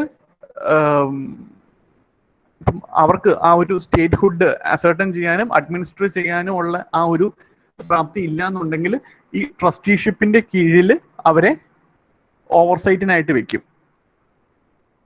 അവിടുത്തെ അഡ്മിനിസ്ട്രേഷനും അങ്ങനെയുള്ള കാര്യങ്ങളെല്ലാം തീരുമാനിക്കുന്നത് ഈ ട്രസ്റ്റിഷിപ്പ് കൗൺസിലായിരിക്കും. ആ രാജ്യങ്ങൾക്ക് ആ ഒരു സെൽഫ് സസ്റ്റെയിനിങ് ആയിട്ടുള്ള social economic political back end ഇൻഫ്രാസ്ട്രക്ചറും കാര്യങ്ങളും ഉണ്ടാവുന്നത് വരെ ഈ ട്രസ്റ്റിഷിപ്പ് കൗൺസിലിന്റെ പാർട്ണർഷിപ്പിലായിരിക്കും ആ രാജ്യത്തിനെ ഓവർസീ ചെയ്യുന്നത്. ഇത് 1994 ശേഷം ഇത് ഓപ്പറേറ്റ് ചെയ്തിട്ടില്ല. കാരണം ഇവിടെ ട്രസ്റ്റിഷിപ്പ് കൗൺസിലിന്റെ അകത്ത് ഓവർസീ ചെയ്തുകൊണ്ടിരുന്ന രാജ്യങ്ങളെല്ലാം അതിനുശേഷം ഇൻഡിപെൻഡൻസ് അറ്റൈൻ ചെയ്യുകയും സെൽഫ് ഗവേണിംഗ് സ്റ്റാറ്റസ് അച്ചീവ് ചെയ്യുകയും ചെയ്തിരുന്നു. അപ്പം ഇത്രയാണ് മറ്റേ ഈ പ്രധാനപ്പെട്ട യുഎന്റെ ഗവേണിംഗ് ബോഡീസും യുഎന്റെ പ്രിൻസിപ്പൽ ഓർഗൻസും അതുമായിട്ട് ബന്ധപ്പെട്ടുള്ള കാര്യങ്ങളും. പിന്നെ ഇതുകൂടാതെ സ്പെസിഫിക് ആയിട്ടുള്ള ഏരിയാസിന് വേണ്ടിയും അതേപോലെ തന്നെ സ്പെസിഫിക് ആയിട്ടുള്ള ഇഷ്യൂസ് അഡ്രസ് ചെയ്യാനും വേണ്ടിയുള്ള സ്പെഷ്യലൈസ്ഡ് ഏജൻസീസ് യുഎനിൽ ഒരുപാടുണ്ട്. അപ്പൊ അങ്ങനെ ചില ഇമ്പോർട്ടൻ്റ് ആയിട്ടുള്ള ഏജൻസീസിനെയാണ് നമ്മൾ ഇനി കാണുന്നത്. അതിലേറ്റവും ഇമ്പോർട്ടൻ്റ് എന്ന് പറഞ്ഞാൽ വേൾഡ് ബാങ്ക് ഗ്രൂപ്പാണ്. ഈ വേൾഡ് ബാങ്ക് എന്ന് പറഞ്ഞാൽ 1944 ബ്രെട്ടൺ വുഡ്സ് കോൺഫറൻസ് കഴിഞ്ഞപ്പോഴാണ് ഈ വേൾഡ് ബാങ്കും ഇന്റർനാഷണൽ മോണിറ്ററി ഫണ്ടും കൂടെ ഫോം ചെയ്യുന്നത്. ഇതിന്റെ ഏറ്റവും വലിയ ഷെയർ ഹോൾഡർ എന്ന് പറഞ്ഞു കഴിഞ്ഞാൽ USA ആണ്. USA മാത്രമേ ഉള്ളൂ ഈ വേൾഡ് ബാങ്ക് ഗ്രൂപ്പിലെ ഡയറക്ടേഴ്സിനെ അപ്പോയിന്റ് ചെയ്യുന്നതിലും അവിടുത്തെ ഇന്റേണൽ അഡ്മിനിസ്ട്രേറ്റീവ് കാര്യങ്ങളിലും ഒക്കെ വീറ്റോ പവർ ഉള്ള ഒരു രാജ്യം. കാരണം അവരുടെ വേൾഡ് ബാങ്കിലെ ഷെയർ അത്രയും കൂടുതലാണ് എന്നുള്ളത് കൊണ്ടാണ്. പിന്നെ ഈ വേൾഡ് ബാങ്ക് ഗ്രൂപ്പ് എന്ന് പറയുന്നത് 5 ഇൻസ്റ്റിറ്റ്യൂഷൻസ് ചേർന്ന് ഉണ്ടായതാണ് ഈ വേൾഡ് ബാങ്ക് എന്ന് പറയുന്നത്. ഇപ്പൊ നേരത്തെ പറഞ്ഞ പോലെ യുണൈറ്റഡ് നേഷൻസിലെ വേൾഡ് ബാങ്കിലെ വോട്ടിംഗ് പെർസെൻറ്റേജ് എന്ന് പറഞ്ഞാൽ അറൌണ്ട് 16% ആണ്, 15.85. അതിനുശേഷം ഏറ്റവും കൂടുതൽ കോൺട്രിബ്യൂഷൻ ഉള്ളത് ജപ്പാനാണ്, അതിനുശേഷം ചൈന, അതിനുശേഷം ജർമ്മനി, അതിനുശേഷം UK, അതിനുശേഷം ഫ്രാൻസ്, അതിനുശേഷം മാത്രമാണ് ഇന്ത്യ വരുന്നത്. റഷ്യയൊക്കെ ഇന്ത്യയെക്കാട്ടിലും പുറകിലാണ്. അപ്പം ഈ വേൾഡ് ബാങ്കിന്റെ അവരുടെ ഒരു സ്കോപ്പ് ഓഫ് വർക്കിംഗ് ഏരിയയിൽ ഒരുപാട് കാര്യങ്ങൾ വരുന്നുണ്ട്. പോവർട്ടിയും ഡെവലപ്മെന്റും പിന്നെ അതേപോലെ തന്നെ ഡിസീസ് ബർഡനും രാജ്യങ്ങളുടെ സോഷ്യൽ ഡെവലപ്മെന്റും പോവർട്ടി അലിവിയേഷനും അങ്ങനെ ഒരുപാട് കാര്യങ്ങൾ ഈ വേൾഡ് ബാങ്കിന്റെ അജണ്ടയിൽ വരുന്നുണ്ട്. അപ്പൊ അതുകൊണ്ട് തന്നെ അവർ ഇൻഡിവിജ്വൽ ആയിട്ടുള്ള പ്രൊജക്റ്റുകൾക്കും അങ്ങനെയുള്ള കാര്യങ്ങൾക്കൊക്കെ അവർ ഒരുപാട് ഫണ്ട് ചെയ്യും. ഈ വേൾഡ് ബാങ്കും IMFും ആയിട്ടുള്ള പ്രധാന വ്യത്യാസം അതാണ്. ഈ വേൾഡ് ബാങ്ക് എന്ന് പറഞ്ഞു കഴിഞ്ഞാൽ ലാർജർ സോഷ്യൽ എക്കണോമിക് ഡെവലപ്മെന്റിന് വേണ്ടിയുള്ള ഫണ്ടിങ് ഈ വേൾഡ് ബാങ്ക് കൊടുക്കും. ഇപ്പൊ തന്നെ നമ്മുടെ കോവിഡിന്റെ ക്രൈസിസ് വന്നു കഴിഞ്ഞപ്പോഴേക്ക് ഇന്ത്യയിലെ MSMEകൾക്ക് വേണ്ടി വേൾഡ് ബാങ്ക് ലോൺ കൊടുക്കുന്നുണ്ടായിരുന്നു. എത്ര 700 കോടി രൂപ എങ്ങാണ്ട് കൊടുത്തിരുന്നു അവർക്ക് MSMEസിന് ഡിസ്ബേഴ്സ് ചെയ്യാനായിട്ട്. അതേപോലെ തന്നെ ബംഗ്ലാദേശിൽ ഡാം പണിയാനായിട്ട് അവര് പൈസ കൊടുക്കുന്നുണ്ടായിരുന്നു വേൾഡ് ബാങ്ക്. അപ്പൊ അങ്ങനെയുള്ള ഇൻഡിവിജ്വൽ പ്രൊജക്റ്റുകൾ വേൾഡ് ബാങ്ക് ഫണ്ട് ചെയ്യുന്നുണ്ട്. പക്ഷെ IMF എന്ന് പറഞ്ഞു കഴിഞ്ഞാൽ അവരുടെ ഒബ്ജക്റ്റീവ് എന്ന് പറഞ്ഞു കഴിഞ്ഞാൽ ഫിസിക്കൽ സ്റ്റെബിലിറ്റിയാണ്. ആ എക്കണോമിക് പാരാമീറ്റേഴ്സ് സ്ട്രോങ് ആയിട്ടിരിക്കുക എന്നുള്ളതാണ് ഈ IMFന്റെ കൺസേൺ എന്ന് പറഞ്ഞു കഴിഞ്ഞാൽ. അവരുടെ മെയിൻ ഒബ്ജക്റ്റീവ് അതാണ്. അപ്പൊ അതുകൊണ്ട് തന്നെ ഇൻഡിവിജ്വൽ പ്രൊജക്ട്സിനല്ല പകരം ഈ പറഞ്ഞ പോലെ ഈ കറൻസി ഇഷ്യൂസും പിന്നെ അതേപോലെ തന്നെ ഉള്ള ആ ഫോറക്സ് കറണ്ട് അക്കൗണ്ട് ഡെഫിസിറ്റും അതൊക്കെ വരുമ്പോൾ അതിനെ ഓവർകം ചെയ്യാനായിട്ടാണ് IMF ലോൺ കൊടുക്കുന്നത്. പക്ഷെ അതെന്ന് പറഞ്ഞു കഴിഞ്ഞാൽ ഈ പറഞ്ഞ പോലെ സ്ട്രിങ്സ് കാണും ആ ലോണിൽ. ഇപ്പം 1991 നമുക്ക് ഇന്ത്യക്ക് ആ മറ്റേ കറണ്ട് അക്കൗണ്ട് ഡെഫിസിറ്റ് ഭയങ്കരമായിട്ട് കൂടി ആ കറൻസി ഇഷ്യൂ വന്നു കഴിഞ്ഞപ്പോഴേക്കും IMF ആണ് നമുക്ക് ലോൺ തന്നത്. ഇപ്പോൾ IMF ലോൺ തന്നപ്പോൾ അതിന്റെ ഒരു മാനദണ്ഡം എന്ന് പറഞ്ഞു കഴിഞ്ഞാൽ നമ്മൾ ലിബറലൈസേഷനൊക്കെ നടത്തി കൂടുതൽ ഈ പറഞ്ഞ പോലെ എക്കണോമിക് റീസ്ട്രക്ചറിങ് കൊണ്ടുവരണം എന്ന ഒരു മാനദണ്ഡത്തിന്റെ പുറത്താണ് IMF നമുക്ക് ലോൺ തന്നത്. അപ്പം ഇതാണ് ഈ വേൾഡ് ബാങ്കിനെ IMFനെയും തിരിക്കുന്ന പ്രധാനപ്പെട്ട 2 വ്യത്യാസങ്ങൾ. ഇപ്പം വേൾഡ് ബാങ്ക് ഒരുപാട് റിപ്പോർട്ട്സും പബ്ലിഷ് ചെയ്യാറുണ്ട്. ഇതൊക്കെ എക്സാമിന് ചോദിക്കാറുണ്ട്. Ease of doing business report, global economic prospects, global financial development report, international ഡെപ്റ്റ് statistics, world development report, world development indicators, ഇങ്ങനെയൊക്കെയുള്ള ഒരുപാട് റിപ്പോർട്ടുകൾ ഈ വേൾഡ് ബാങ്ക് പബ്ലിഷ് ചെയ്യാറുണ്ട്. അപ്പം വേൾഡ് ബാങ്ക് ഗ്രൂപ്പിലെ പ്രധാനപ്പെട്ട ആ 5 എന്ന് പറഞ്ഞാൽ ഏറ്റവും important international bank for reconstruction and development ആണ്. ഡെവലപ്മെന്റ് വൈസ് ഏറ്റവും ഇമ്പോർട്ടന്റ് എന്ന് പറഞ്ഞാൽ IBRD ആണ്. കാരണം ഇവരാണ് low income and middle income കൺട്രീസിന്റെ ഡെവലപ്മെന്റിന് വേണ്ടി ലോണുകൾ കൊടുക്കുന്നത്. അതേപോലെ തന്നെ ഈ IBRDയുടെ ലോൺ കിട്ടണം എന്നുണ്ടെങ്കിൽ ആദ്യം IMF-ലെ മെമ്പർ ആയിരിക്കണം എന്നൊരു മാനദണ്ഡമുണ്ട്. അപ്പൊ അങ്ങനെയുള്ളവർക്കാണ് മറ്റേ ഈ ലോ കോസ്റ്റിൽ ഡെവലപ്മെന്റ് വർക്ക്സിന് വേണ്ടി ലോണുകൾ പ്രൊവൈഡ് ചെയ്തിട്ടുള്ളൂ. പിന്നെ ഉള്ളൊരു ബോഡി എന്ന് പറഞ്ഞാൽ ഇന്റർനാഷണൽ ഡെവലപ്മെന്റ് അസോസിയേഷൻ ആണ്. ഈ ഇന്റർനാഷണൽ ഡെവലപ്മെന്റ് അസോസിയേഷൻ എന്ന് പറഞ്ഞു കഴിഞ്ഞാൽ ഭയങ്കര പുവർ സ്ട്രിക്കൺ ആയിട്ടുള്ള രാജ്യങ്ങൾക്ക് ഇൻട്രസ്റ്റ് ഇല്ലാതെ ലോൺ കൊടുക്കും. ഈ IBRDനെയും IDA-നെയും ഒരുമിച്ചാണ് നമ്മൾ വേൾഡ് ബാങ്ക് എന്ന് വിളിക്കുന്നത്. ബാക്കിയുള്ള 3 കൂടെ ചേരുമ്പോഴാണ് ഇത് വേൾഡ് ബാങ്ക് ഗ്രൂപ്പ് ആവുന്നത്. പിന്നെ ഈ വേൾഡ് ബാങ്കിൽ തന്നെ പ്രൈവറ്റ് ഇൻവെസ്റ്റ്മെന്റിനെ പ്രൊട്ടക്ട് ചെയ്യാനും പ്രൈവറ്റ് സെക്ടറിന് മാത്രം ഫോക്കസ് ചെയ്തുള്ള ഫണ്ടിങ് കൊടുക്കുന്ന ബോഡിയാണ് ഇന്റർനാഷണൽ ഫിനാൻസ് കോർപ്പറേഷൻ എന്ന് പറയുന്നത്. അപ്പം ഇവര് പ്രധാനമായിട്ടും ചെയ്യുന്നതെന്ന് പറഞ്ഞു കഴിഞ്ഞാൽ ഇന്റർനാഷണൽ മാർക്കറ്റിൽ നിന്ന് പൈസ മൊബിലൈസ് ചെയ്തിട്ട് ബിസിനസ്സുകൾക്കും ഗവൺമെന്റുകൾക്കും ഒക്കെ ബിസിനസ്സുകൾക്കും പിന്നെ അതേപോലെ തന്നെ പ്രൈവറ്റ് സെക്ടറിന് ഡിസ്ബേഴ്സ് ചെയ്യാനായിട്ട് ഗവൺമെന്റിനും പ്രൊവൈഡ് ചെയ്യുന്ന ബോഡിയാണ് IFC എന്ന് പറഞ്ഞാൽ. പിന്നെ ഇൻവെസ്റ്റ്മെന്റ് പ്രൊട്ടക്ഷന് വേണ്ടിയുള്ള വേൾഡ് ബാങ്ക് ബോഡിയാണ് മൾട്ടിലാറ്ററൽ ഇൻവെസ്റ്റ്മെന്റ് ഗ്യാരണ്ടി ഏജൻസി എന്ന് പറയുന്നത്. മൾട്ടിലാറ്ററൽ ഇൻവെസ്റ്റ്മെന്റ് ഗ്യാരണ്ടി ഏജൻസി എന്ന് പറയുന്നത് ഇത് 1988 ഇത് ഉണ്ടാക്കുന്നത്. അപ്പം ഇവരുടെ പ്രധാന ഇതെന്ന് പറഞ്ഞു കഴിഞ്ഞാൽ ഇൻഷുറൻസ് പ്രൊവൈഡ് ചെയ്യുകയാണ്. ഇപ്പം അത്ര സ്റ്റേബിൾ അല്ലാത്ത രാജ്യങ്ങളിലൊക്കെ ഇൻവെസ്റ്റ്മെന്റ് നടത്തുന്നവരെയും പിന്നെ അവിടുത്തെ ഓർഗനൈസേഷൻസിനും അതേപോലുള്ള ഗവൺമെന്റ്സിനും ഒക്കെ ലെൻഡിങ് പ്രൊവൈഡ് ചെയ്യുന്നവർക്കും ഉള്ള ഇൻഷുറൻസ് പ്രൊവൈഡ് ചെയ്യുന്നതാണ് ഈ മൾട്ടിലാറ്ററൽ ഇൻവെസ്റ്റ്മെന്റ് ഗ്യാരണ്ടി ഏജൻസി എന്ന് പറഞ്ഞാൽ. പിന്നെ ഉള്ള 5ാമത്തെ സാധനം എന്ന് പറഞ്ഞാൽ international centre for settlement of investment and disputes. എന്ന് പറഞ്ഞു കഴിഞ്ഞാൽ ഇപ്പം പ്രൈവറ്റ് പാർട്ടീസും ഗവൺമെന്റും ഇല്ലെങ്കിൽ ഇന്റർനാഷണൽ MNCs-ഉം അവരും പിന്നെ ആ ഡൊമസ്റ്റിക് ഓർഗനൈസേഷൻസും ഒക്കെ ആയിട്ട് എന്തെങ്കിലുമൊക്കെ ഇഷ്യൂസ് വരുമ്പോഴേക്കും ആ ഡിസ്പ്യൂട്ട്സ് ആർബിട്രേറ്റ് ചെയ്യാൻ വേണ്ടിയുള്ള ബോഡിയാണ് ഈ ICSID എന്ന് പറയുന്നത്. അപ്പം ഇന്ത്യ ഈ ആദ്യം പറഞ്ഞ 4 മെമ്പേഴ്സ് ആണ്. പക്ഷെ ഈ ഇൻവെസ്റ്റ്മെന്റ് ഡിസ്പ്യൂട്ട്സ് ഫോറത്തിൽ ഇന്ത്യ മെമ്പർ അല്ല.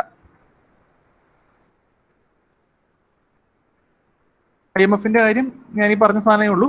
പിന്നെ IMF കുറെ റിപ്പോർട്ടുകൾ പബ്ലിഷ് ചെയ്യുന്നുണ്ട്.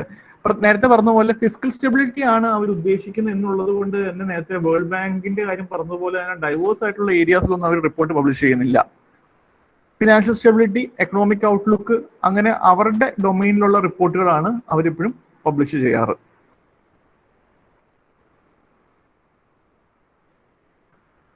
പിന്നെ ഉള്ള ഇമ്പോർട്ടൻ്റ് ആയിട്ടൊരു ബോഡിയാണ് ഇന്റർനാഷണൽ ലേബർ ഓർഗനൈസേഷൻ എന്ന് പറഞ്ഞാൽ. അത് 1919 വെർസൈലസ് പീസ് ട്രീറ്റി വഴിയാണ് ഈ ILO ഉണ്ടാക്കിയത്.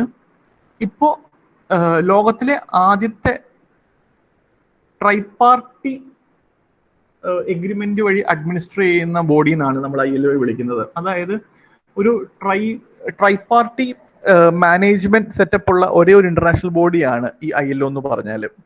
അതായത് അതിന്റെ അഡ്മിനിസ്ട്രേറ്റീവ് ബോർഡിൽ ലേബേഴ്സ് ഉണ്ട്, മറ്റേ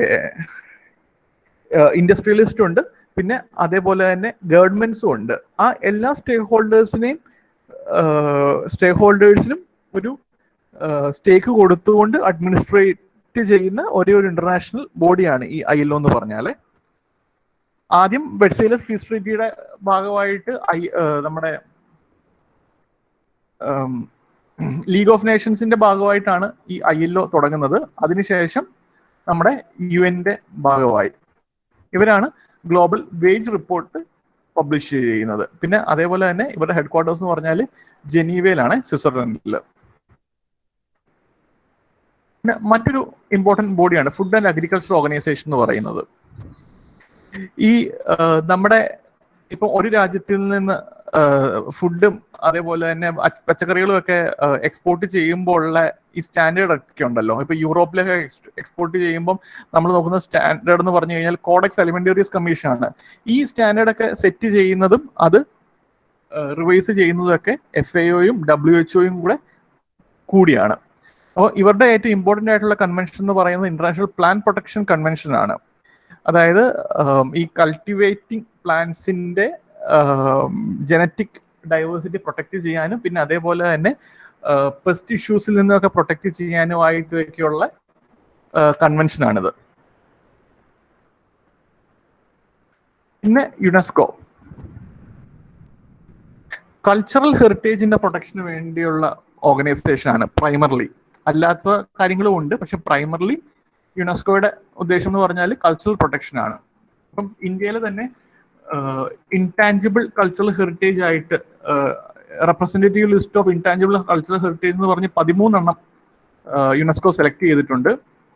വേദിക് ചാൻഡിങ്, രാംലീല, കൂടിയാട്ടം, രാമാൻ, ഹിമാലയാസിലൊരു റിച്വലാണ്. പിന്നെ മുടിയേറ്റ് ഒരു തിയേറ്റർ ആർട്ട് ഫോമാണ് കേരളയിലെ, കൽബേല രാജസ്ഥാൻ, പിന്നെ Chhau dance west Bengal, Buddhist chanting Ladakh, മറ്റേ ജെയിൻ ഫെസ്റ്റിവലായ നവറോസ്, യോഗ, പിന്നെ ബ്രാസ് കോപ്പർ ക്രാഫ്റ്റ് മേക്കിംഗ് പഞ്ചാബിലെ,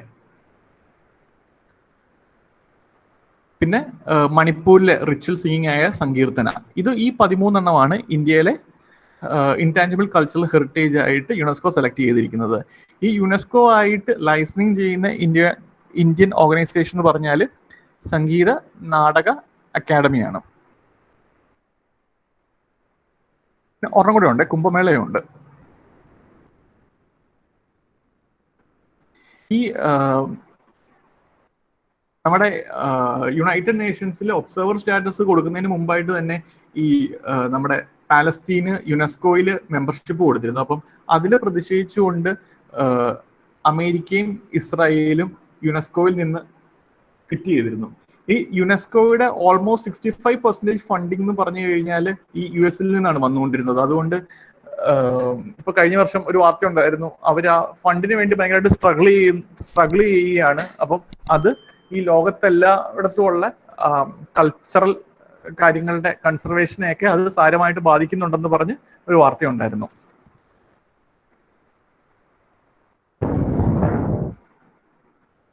പിന്നെ അതേപോലെ തന്നെ ഈ യുനെസ്കോയുടെ പാർട്ണർഷിപ്പിൽ ഓർഗനൈസ് ചെയ്യുന്ന ഒരു എക്സസൈസ് ആണ് IOWAVE 80 എന്ന് പറഞ്ഞാൽ. അതെന്ന് പറഞ്ഞു കഴിഞ്ഞാൽ ഈ സുനാമിക്കെതിരെ പ്രതിരോധിക്കാനായിട്ടുള്ള ഒരു മോക്ക് ഡ്രില്ലാണ് IOWAVE 80 എന്ന് പറഞ്ഞാൽ. അത് ഇന്റർ ഗവൺമെന്റൽ ഓഷനോഗ്രഫിക് കമ്മീഷൻ എന്ന് പറയുന്ന യുനെസ്കോയുടെ കീഴിൽ വരുന്നൊരു ബോഡിയുണ്ട്. അതിന്റെ നേതൃത്വത്തിലാണ് ഈ IOWAVE 18 ഓർഗനൈസ് ചെയ്യുന്നത്. പിന്നെ അതേപോലെ തന്നെ യുനെസ്കോയുടെ കീഴിൽ തന്നെ world network of biosphere reserves ഉണ്ട്. അപ്പോൾ അതിലെ ഏറ്റവും ലേറ്റസ്റ്റ് ആയിട്ടുള്ള അഡീഷൻ ഈ അടുത്ത് നടത്തിയിരുന്നു. അതെന്ന് പറഞ്ഞാൽ കാഞ്ചൻസോങ്ങ ബയോസ്ഫിയർ റിസർവും പന്ന റിസർവും. ഇത് രണ്ടുമാണ് ഏറ്റവും ലേറ്റസ്റ്റ് ആയിട്ട് ഈ UN ബയോസ്ഫിയർ റിസർവിൽ ഇന്ത്യയിൽ നിന്ന് ആഡ് ചെയ്തത്. പിന്നെ ഈ വേൾഡ് ഹെറിറ്റേജ് ലിസ്റ്റ് എന്ന് പറഞ്ഞൊരു ലിസ്റ്റും യുനെസ്കോ ഇറക്കുന്നുണ്ട്. അതായത് ഭയങ്കര ഹെറിറ്റേജ് കൾച്ചറൽ ഹിസ്റ്റോറിക്കൽ സിഗ്നിഫിക്കൻസ് ഉള്ള സിറ്റീസിന്റെ ലിസ്റ്റാണ് ഈ വേൾഡ് ഹെറിറ്റേജ് ലിസ്റ്റ് എന്ന് പറഞ്ഞാൽ. ഇന്ത്യയിൽ നിന്ന് ആദ്യമായിട്ട് അതിലേക്ക് ആഡ് ചെയ്യുന്നത് അഹമ്മദാബാദിനെ ആയിരുന്നു. ഈ അടുത്ത് അഹമ്മദാബാദിന് ശേഷം രണ്ടാമത്തെ വേൾഡ് ഹെറിറ്റേജ് സിറ്റി ആയിട്ട് ജയ്പൂരിനെ യുനെസ്കോ ആഡ് ചെയ്തു. അതേപോലെ തന്നെ യുനെസ്കോ പബ്ലിഷ് ചെയ്യുന്ന ഒരു ഇൻഡെക്സ് ആണ് global education and monitoring report and gender parity index എന്ന് പറഞ്ഞാൽ. പിന്നെ നിങ്ങൾ എൻവയോൺമെന്റ് പഠിക്കുന്നുണ്ടായിരിക്കും മാൻ ആൻഡ് ബയോസ്ഫിയർ പ്രോഗ്രാം. ഈ പറഞ്ഞ പോലെ നാഷണൽ പാർക്കിന്റെ കൂട്ടൊക്കെ ഭയങ്കര സ്ട്രിക്റ്റ് ആയിട്ട് ആരെയും കയറ്റാത്ത ഒരു കൺസർവേഷൻ രീതിയിൽ നിന്നും ഒരു സ്റ്റേക്ക് ഹോൾഡർ അപ്രോച്ചിലേക്ക് സെൻസിറ്റീവ് ആയിട്ടുള്ള ബയോസ്ഫിയറിനെ പ്രൊട്ടക്ട് ചെയ്യാൻ വേണ്ടി യുനെസ്കോ കൊണ്ടുവരുന്ന ഒരു പ്രോഗ്രാമാണ് മാൻ ആൻഡ് ബയോസ്ഫിയർ പ്രോഗ്രാം എന്ന് പറയുന്നത്. അപ്പോൾ അതിന്റെ റെപ്രസെന്റേറ്റീവ് ലിസ്റ്റിലേക്കാണ് കാഞ്ചൻസോങ്ങ ബയോസ്ഫിയർ റിസർവിനെയും പന്ന റിസർവിനെയും ഈ അടുത്ത് സെലക്ട് ചെയ്തത്. പിന്നെ WHO ഈ WHO എന്ന് പറയുന്നതാണ് ലോകത്തിലെ ആദ്യത്തെ ഗ്ലോബൽ ഹെൽത്ത് ഓർഗനൈസേഷൻ. അതിനു മുമ്പ് റീജിയണൽ ബോഡീസ് ആയിരുന്നു നിലനിന്നിരുന്നത്, ഏഷ്യക്ക് വേണ്ടിയും സൗത്ത് പസഫിക്കിന് വേണ്ടിയും അങ്ങനെയൊക്കെ. അപ്പോൾ അത് മാറ്റിയിട്ട് ആദ്യമായിട്ട് ഒരു ഗ്ലോബൽ ഹെൽത്ത് ഓർഗനൈസേഷൻ, അതിനെയൊക്കെ റീപ്ലേസ് ചെയ്തുകൊണ്ട് വരുന്ന ഗ്ലോബൽ ഹെൽത്ത് ഓർഗനൈസേഷൻ എന്ന് പറഞ്ഞാൽ WHO ആണ്.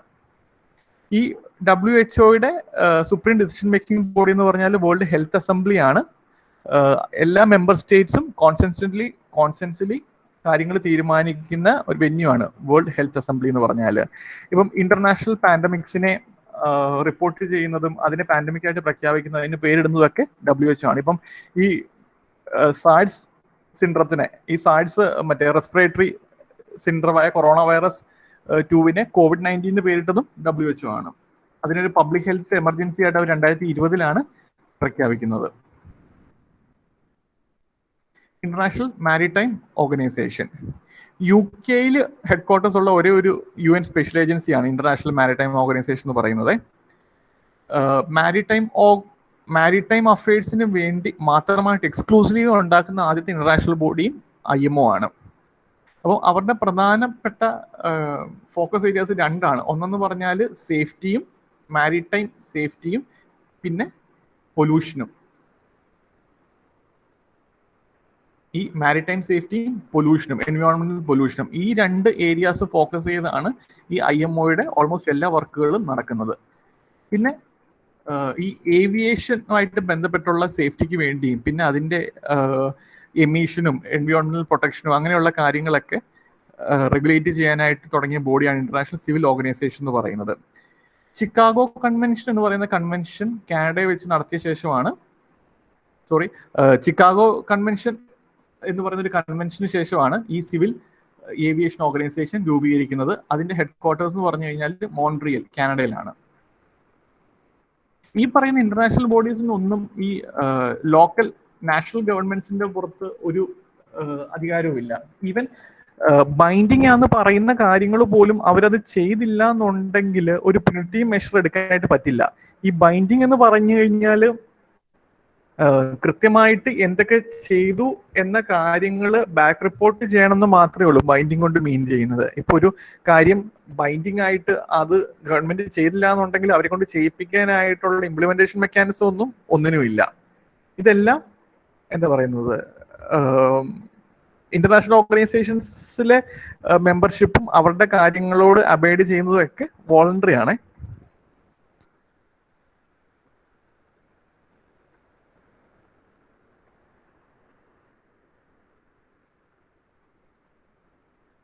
വേൾഡ് മെട്രോളജിക്കൽ ഓർഗനൈസേഷൻ ഈ വെതറും ക്ലൈമറ്റും പിന്നെ അതേപോലെ തന്നെ ഉള്ള മെട്രോളജിയുമായിട്ട് ബന്ധപ്പെട്ടുള്ള കാര്യങ്ങളൊക്കെ പറ്റിയുള്ള അഡ്വൈസറി സർവീസസും അതിനുവേണ്ടി റിസർച്ച് ചെയ്യാനും ഒക്കെയുള്ള ഓർഗനൈസേഷനാണ് വേൾഡ് മെട്രോളജിക്കൽ ഓർഗനൈസേഷൻ എന്ന് പറയുന്നത്. ഇതിന്റെ ഹെഡ്ക്വാർട്ടേഴ്സ് എന്ന് പറഞ്ഞാൽ സ്വിറ്റ്സർലൻഡിലാണ്, ജനീവയിലെ. അപ്പം ഇവര് ഫോർകാസ്റ്റുകളും പിന്നെ അതേപോലെ തന്നെ ഈ ക്ലൈമാറ്റിക് ഡിസാസ്റ്റേഴ്സ് ഉണ്ടാവുന്നതിന് മുമ്പ് ഫോർവാർണിങ്സും ഒക്കെ തരാനായിട്ടുള്ള ഇൻഫ്രാസ്ട്രക്ചറും പിന്നെ അതേപോലെ തന്നെ അഡ്വൈസസും ഒക്കെ ഉറപ്പാക്കുന്ന ബോഡിയാണ്. വേൾഡ് ഇന്റലക്ച്വൽ പ്രോപ്പർട്ടി ഓർഗനൈസേഷൻ അതിന്റെ ഹെഡ്ക്വാർട്ടേഴ്സും ജനീവയിലാണ്, സ്വിറ്റ്സർലൻഡിൽ. ഇന്റലക്ച്വൽ പ്രോപ്പർട്ടീസിന്റെ പ്രൊട്ടക്ഷന് വേണ്ടി ഉണ്ടാക്കിയിരിക്കുന്ന ബോഡിയാണ് വേൾഡ് ഇന്റലക്ച്വൽ പ്രോപ്പർട്ടി ഓർഗനൈസേഷൻ എന്ന് പറഞ്ഞാൽ. അപ്പം അവരുടെ ഏറ്റവും ഇമ്പോർട്ടൻ്റ് ആയിട്ടുള്ള ഒരു ഇൻക്ലൂസീവ് ട്രീറ്റിയാണ് മാരക്കേഷ് ട്രീറ്റി എന്ന് പറഞ്ഞു കഴിഞ്ഞാൽ. ഈ ഭയങ്കര സ്ട്രോങ് ആയിട്ടുള്ള ഇന്റലക്ച്വൽ പ്രോപ്പർട്ടീസിന്റെ ആവശ്യം എന്ന് പറഞ്ഞു കഴിഞ്ഞാൽ ആളുകളെ കൂടുതൽ ഇൻവെൻഷൻസിനും അതേപോലെ തന്നെ ഇന്റലക്ച്വൽ ആയിട്ടുള്ള കാര്യങ്ങൾ കണ്ടുപിടിക്കുന്നതിന് ഇൻസെന്റിവൈസ് ചെയ്യാൻ വേണ്ടിയാണ്. എന്ന് വെച്ച് കഴിഞ്ഞാൽ ഒരു കാര്യം ഉണ്ടായി കഴിഞ്ഞാൽ അവർക്കത് മാർക്കറ്റ് ചെയ്യാൻ പറ്റണം. മാർക്കറ്റ് ചെയ്താൽ മാത്രമേ അവർക്ക് അതിനുള്ള ഫണ്ട് കിട്ടത്തുള്ളൂ.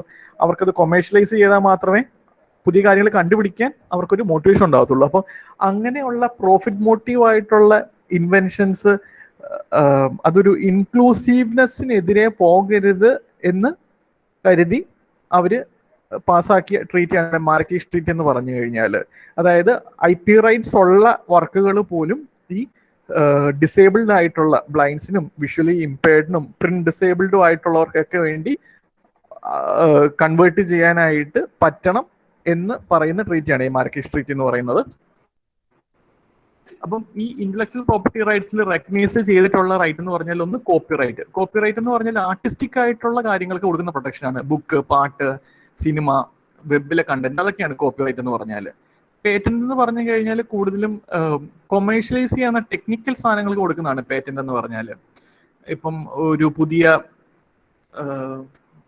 ബൾബ് കണ്ടുപിടിച്ചു, ഇല്ലെങ്കിൽ കറണ്ട് പാസ് ചെയ്യാനുള്ള എന്തെങ്കിലും ഒരു സാധനം കണ്ടുപിടിച്ചു, ഇല്ലെങ്കിൽ ഒരു സോഫ്റ്റ്വെയർ കണ്ടുപിടിച്ചു, അതിനൊക്കെ കൊടുക്കുന്നത് പേറ്റന്റ് ആണ്. ട്രേഡ് മാർക്ക് എന്ന് പറയുന്ന ഒരു സിംബലോ ഒരു സൈനോ ലോഗോയോ അതൊക്കെ ആവാം. ഒരു ട്രേഡിൽ നിൽക്കുന്ന ആളെ ഡിസ്റ്റിങ്ക്വിഷ് ചെയ്യുന്ന പുള്ളിയെ ഐഡന്റിഫൈ ചെയ്യാൻ ഉപയോഗിക്കുന്ന കാര്യം, അതാണ് ട്രേഡ് മാർക്ക്. ജോഗ്രഫിക്കൽ ഇൻഡിക്കേഷൻ എന്ന് പറഞ്ഞു കഴിഞ്ഞാൽ ഒരു പർട്ടിക്കുലർ ജോഗ്രഫിക്കൽ ലൊക്കേഷനുമായിട്ട് ബന്ധപ്പെട്ട് ഒരു സർട്ടൺ പ്രൊഡക്ട്സിന് ഉള്ള മുൻതൂക്കം, സർട്ടൺ പ്രൊഡക്ട്സിനുള്ള ഒരു ക്വാളിറ്റിയിലുള്ള കൂടുതൽ, ഇല്ലെങ്കിൽ ഹിസ്റ്റോറിക്കൽ ആസ്പെക്ട്സ് കൊണ്ട് സർട്ടൺ ഏരിയാസിലുള്ള ചില ഗുഡ്സിന് കിട്ടുന്ന പ്രത്യേക എന്താ പറയുന്നത്, ഒരു അവർക്ക് കൊടുക്കേണ്ട ഒരു പരിഗണന, അങ്ങനെയൊക്കെ ഉള്ളതിനാണ് ജോഗ്രഫിക്കൽ ഇൻഡിക്കേഷൻ എന്ന് പറയുന്നത്. അപ്പം ഈ ഇന്റലക്ച്വൽ റൈറ്റ്സിനെ നമ്മുടെ കൊമേഴ്ഷ്യലൈസ് ചെയ്യാനായിട്ട് രാജ്യത്തിലെ ഡൊമസ്റ്റിക് ലോസിലേക്ക് ഈ ഇന്റലക്ച്വൽ റൈറ്റ്സ് പ്രൊട്ടക്ട് ചെയ്യാനായിട്ട് ഡൊമസ്റ്റിക് ലോസിൽ വേണ്ട മാറ്റങ്ങളെ പറ്റി ഉള്ള എഗ്രിമെന്റ് ആണ് ട്രിപ്സ് എഗ്രിമെന്റ് എന്ന് പറയുന്നത്. Trade related aspects of intellectual property. ഇതൊരു മോഡൽ എഗ്രിമെന്റ് ആണ്. ഇതിന് അനുബന്ധമായിട്ട് ഡൊമസ്റ്റിക് ലോസ് മാറ്റണം എന്നാണ് ആവശ്യപ്പെടുന്നത് ഇവര്. ഇതുമായിട്ട് ബന്ധപ്പെട്ടുള്ള കൺവെൻഷൻസ് ആണ്. ഒന്ന് പാരീസ് കൺവെൻഷൻ എന്ന് പറയും. അതായത് ഒരു രാജ്യത്ത് ഇപ്പം ഈ പാരീസ് കൺവെൻഷന്റെ സിഗ്നേറ്ററി ആയിട്ടുള്ള സ്റ്റേറ്റ്സ് എന്ന് പറഞ്ഞു കഴിഞ്ഞാൽ ആ ഒരു പാരീസ് കൺവെൻഷൻ സിഗ്നേറ്ററി ആയിട്ടുള്ള സ്റ്റേറ്റ്സിൽ ഏതെങ്കിലും ഒരു സ്റ്റേറ്റിൽ ഒരാൾക്ക് ഈ പറഞ്ഞ പോലെ അവിടെ പേറ്റന്റിനോ ട്രേഡ് മാർക്കിനോ എന്തെങ്കിലും അപ്ലൈ ചെയ്ത് കിട്ടിയിട്ടുണ്ടെങ്കിൽ മറ്റ് മെമ്പർ സ്റ്റേറ്റ്സിലും അപ്ലൈ ചെയ്യാനുള്ള അവകാശം കൊടുക്കുന്നതാണ് പാരീസ് കൺവെൻഷൻ എന്ന് പറഞ്ഞാൽ. ഈ ബേൺ കൺവെൻഷൻ എന്ന് പറഞ്ഞു കഴിഞ്ഞാൽ കുറച്ചും കൂടെ ലിബറൽ ആയിട്ടുള്ള കൺവെൻഷൻ ആണ്. അതെന്ന് പറഞ്ഞു കഴിഞ്ഞാൽ ഒരു രാജ്യത്ത് അപ്ലൈ ചെയ്ത് ആ കോപ്പിറൈറ്റ് കിട്ടിക്കഴിഞ്ഞാൽ ബാക്കിയുള്ള രാജ്യങ്ങളിലും ആ കോപ്പിറൈറ്റ് അംഗീകരിക്കുന്ന കൺവെൻഷനാണ് ബേൺ കൺവെൻഷൻ. പിന്നുള്ളത് മാഡ്രിഡ് പ്രോട്ടോകോൾ. അതായത് ഒരു രാജ്യത്ത് ഫയൽ ചെയ്താൽ മതി, ബാക്കി എല്ലാ രാജ്യങ്ങളും സൈമിൾട്ടേനിയസ്ലി വേറെ ആപ്ലിക്കേഷൻ ഇല്ലാതെ തന്നെ പുള്ളിയുടെ റൈറ്റ് പ്രൊട്ടക്ട് ചെയ്യുന്നതായിട്ട് കൺസിഡർ ചെയ്യും. അതാണ് മാഡ്രിഡ് പ്രോട്ടോകോൾ. പിന്നെ ഇന്ത്യയിൽ ഏറ്റവും ഫണ്ടമെന്റൽ ആയിട്ടുള്ള പേറ്റന്റ് ആക്ട് എന്ന് പറഞ്ഞാൽ പേറ്റന്റ് ആക്ട് 1970 ആണ്. അപ്പൊ നേരത്തെ പറഞ്ഞ പോലെ പേറ്റന്റ് എന്ന് പറഞ്ഞു കഴിഞ്ഞാൽ ആ ടെക്നിക്കൽ കൊമേഴ്ഷ്യൽ കാര്യങ്ങൾക്ക് കൊടുക്കുന്ന റൈറ്റ് ആണ് പേറ്റന്റ് റൈറ്റ് എന്ന് പറഞ്ഞാൽ. ഇന്ത്യയിൽ ഓരോ 20 കൊല്ലം കൂടുമ്പോഴാണ് ഈ പേറ്റന്റ് കൊടുക്കുന്നത്. ഇതിനുശേഷം പിന്നീട് നമ്മൾ അപ്ലൈ ചെയ്ത് നമുക്ക് പിന്നെയും പേറ്റന്റ് കിട്ടണം. അപ്പൊ അതുകൊണ്ടാണ് പലപ്പോഴും ഈ നമ്മുടെ ഫാർമസ്യൂട്ടിക്കൽ കമ്പനീസിന്റെ ഒക്കെ ഒരു ഇഷ്യൂ ഉണ്ടായിരുന്നല്ലോ. അവർ ഈ 20 വർഷം കഴിയുമ്പോഴേക്കും ഈ ചെറിയ ട്വീക്സ് ഒക്കെ വരുത്തിയിട്ട് ആ ഉള്ള ടെക്നോളജി തന്നെ ചെറിയ വ്യത്യാസമൊക്കെ വരുത്തിയിട്ട് പിന്നെയും റീപേറ്റന്റ് ചെയ്ത് പിന്നെ 20 കൊല്ലം കൂടെ കൊണ്ടുപോകും. അപ്പം വേറെ ആർക്കും അത് ഉപയോഗിക്കാൻ പറ്റില്ല. അപ്പം അത് തടയാനായിട്ട് നമ്മൾ കൊണ്ടുവന്നതാണ് സെക്ഷൻ 3D എന്ന് പറയുന്നത്. പിന്നെ അതേപോലെ തന്നെ ഈ പേറ്റന്റിന് വേണ്ടി അപ്ലൈ ചെയ്യുമ്പോൾ എല്ലാവിധ സാധനങ്ങളും എല്ലാ ടെക്നോളജിക്കൽ ആയിട്ടുള്ള കാര്യങ്ങളും എല്ലാം ഈ ഡയറക്ടർ ജനറൽ ഓഫ് പേറ്റന്റ്സ് ഉണ്ട്, പുള്ളിക്ക് കൊടുത്തിട്ട് വേണം ഈ പേറ്റന്റിനായിട്ട് അപ്ലൈ ചെയ്യുന്നത്. അപ്പം അതിന് കാരണം എന്ന് പറഞ്ഞു കഴിഞ്ഞാൽ ഇപ്പം വേറെ ഒരു കമ്പനി സിമിലർ ആയിട്ടുള്ള ആപ്ലിക്കേഷൻ കൊടുത്തു കഴിഞ്ഞാൽ അത് അപ്രൂവ് ചെയ്യില്ല. അതിനുവേണ്ടിയാണ് അങ്ങനെ ചെയ്യുന്നത്. അപ്പം 20 വർഷത്തേക്ക് വേറെ ആർക്കും അതിന് സിമിലർ ആയിട്ടുള്ള ടെക്നോളജിയിൽ കൊമേഴ്ഷ്യലൈസ് ചെയ്യാനും പാടില്ല. അതാണ് ഈ പേറ്റന്റ് കൊണ്ട് ഉദ്ദേശിക്കുന്നത്. ഇപ്പൊ സെക്ഷൻ 3D എന്ന് പറഞ്ഞു കഴിഞ്ഞാൽ വളരെ ചെറിയ മൈന്യൂട്ട് ആയിട്ടുള്ള ട്വീക്സ് ആണെങ്കിൽ റീപേറ്റന്റ് എവർഗ്രീനിങ് സമ്മതിക്കാതിരിക്കുന്നതിനുള്ള ക്ലോസ് ആണ് സെക്ഷൻ 3D എന്ന് പറഞ്ഞാൽ. അതുപോലെ തന്നെ ഇപ്പൊ ഒരു അത്യാവശ്യം വരികയാണെങ്കിൽ ആ പേറ്റന്റ് പ്രൊട്ടക്ഷൻ ബ്രേക്ക് ചെയ്ത് ലൈസൻസ് തേർഡ് പാർട്ടീസിന് പ്രൊവൈഡ് ചെയ്യാനുള്ള റൈറ്റ് ആണ് സെക്ഷൻ 92 എന്ന് പറഞ്ഞു കഴിഞ്ഞാൽ. അതായത് ഇപ്പം ഉദാഹരണത്തിന് ഇപ്പൊ ഒരു മരുന്നുമായിട്ട് ബന്ധപ്പെട്ടുള്ള പേറ്റന്റ് അത് ആവശ്യത്തിന് പ്രൊഡ്യൂസ് ചെയ്യാനായിട്ട് ആ ഫാർമസ്യൂട്ടിക്കൽ കമ്പനീസിന് പറ്റുന്നില്ല. അപ്പം പക്ഷെ അതിന്റെ നീഡ് എന്ന് പറഞ്ഞാൽ ഭയങ്കര സിവിയർ ആണ്. അതില്ലെങ്കിൽ ആളുകൾ മരിക്കുന്നുണ്ടെങ്കിൽ നമുക്ക് ഈ സെക്ഷൻ 92 വെച്ചുള്ള കമ്പൽസറി പേറ്റന്റിങ് കൊടുത്ത് ബാക്കിയുള്ള കമ്പനികളോട് ഉൽപ്പാദിപ്പിക്കാനായിട്ട് പറയാം. അതേപോലെ തന്നെ ജോഗ്രഫിക്കൽ ഇൻഡിക്കേഷൻ പ്രൊട്ടക്ട് ചെയ്യാൻ വേണ്ടിയുള്ള നമ്മുടെ ആക്ട് ആണ് geographical indication of goods act 1999 എന്നുള്ളത്. ഈ പേറ്റന്റ്സും ജോഗ്രഫിക്കൽ ഇൻഡിക്കേഷനും ട്രേഡ് മാർക്കും ഇതെല്ലാം വരുന്നത് മിനിസ്ട്രി ഓഫ് കൊമേഴ്സ് ആൻഡ് ഇൻഡസ്ട്രിയുടെ ആംബിറ്റിലാണ്. പിന്നുള്ള മറ്റൊരു ഇമ്പോർട്ടൻറ്റ് ബോഡിയാണ് ഇന്റർനാഷണൽ ടെലികമ്മ്യൂണിക്കേഷൻ യൂണിയൻ എന്ന് പറയുന്നത്. ഈ ഇന്റർനാഷണൽ ടെലികമ്മ്യൂണിക്കേഷൻ യൂണിയനാണ് ഈ ടെക്നോളജിയുമായിട്ട് ബന്ധപ്പെട്ടുള്ള ഇന്റർനാഷണൽ സ്റ്റാൻഡേർഡ്സും റൂൾസും റെഗുലേഷൻസും ഒക്കെ ഗൈഡ് ചെയ്യുന്ന ഇന്റർനാഷണൽ ബോഡി. ഇതിന്റെ ഹെഡ്ക്വാർട്ടേഴ്സും ജനീവ, സ്വിറ്റ്സർലൻഡിലാണ്. One of the oldest international organisation ആണ് ടെലികമ്മ്യൂണിക്കേഷൻ യൂണിയൻ എന്ന് പറഞ്ഞാൽ 1865 ഇത് ഫോം ചെയ്യുന്നത്. പിന്നുള്ള ഒരു ബോഡി എന്ന് പറയുന്നത് international fund for agriculture development ആണ്. 1974 ഒരു വേൾഡ് ഫുഡ് കോൺഫറൻസ് നടത്തിയിരുന്നു. ഈ പറഞ്ഞ പോലെ അഗ്രികൾച്ചർ പ്രൊഡക്ഷൻ കൂട്ടാനായിട്ട് ഫണ്ട് പ്രൊക്യൂർ ചെയ്യുന്നതിനെ പറ്റി ബന്ധപ്പെട്ട് നടത്തിയ കോൺഫറൻസ് ആയിരുന്നു വേൾഡ് ഫുഡ് കോൺഫറൻസ് പറയുന്നത്. അപ്പോൾ ആ ഫുഡ് കോൺഫറൻസിലാണ് international fund for agriculture development സ്ഥാപിക്കുന്നത്. UN ഇൻഡസ്ട്രിയൽ ഡെവലപ്മെന്റ് ഓർഗനൈസേഷൻ, ആ പേര് പറയുന്ന പോലെ തന്നെ ഇൻഡസ്ട്രിയൽ ഡെവലപ്മെന്റ് വഴി പോവർട്ടി അലിവിയേഷൻ ആണ് ഇവര് ശ്രമിക്കുന്നത്. വിയന്ന, ഓസ്ട്രേലിയയിലാണ് ക്യാപിറ്റല്. ഇതേപോലെ നമ്മൾ കേട്ടില്ലാത്ത ഓർഗനൈസേഷൻസ് ആണെങ്കിലേ ജസ്റ്റ് ആ പേര് എന്താണ് അവരുടെ ഫോക്കസ് ഏരിയ, ഇന്ത്യ മെമ്പർ ആണോ, അങ്ങനെയൊക്കെയുള്ള കാര്യങ്ങൾ മാത്രം നോക്കിയാൽ മതി. വേറെ മിനിമം കാര്യങ്ങൾ. UN വേൾഡ് ടൂറിസം ഓർഗനൈസേഷൻ, അപ്പം ഇതും ആ പേര് പറയുന്ന പോലെ തന്നെ റെസ്പോൺസിബിൾ സസ്റ്റൈനബിൾ ആയിട്ടുള്ള ടൂറിസത്തിനെ പ്രൊമോട്ട് ചെയ്യുന്നതിന് വേണ്ടിയാണ് ഇത് തുടങ്ങിയിരിക്കുന്നത്.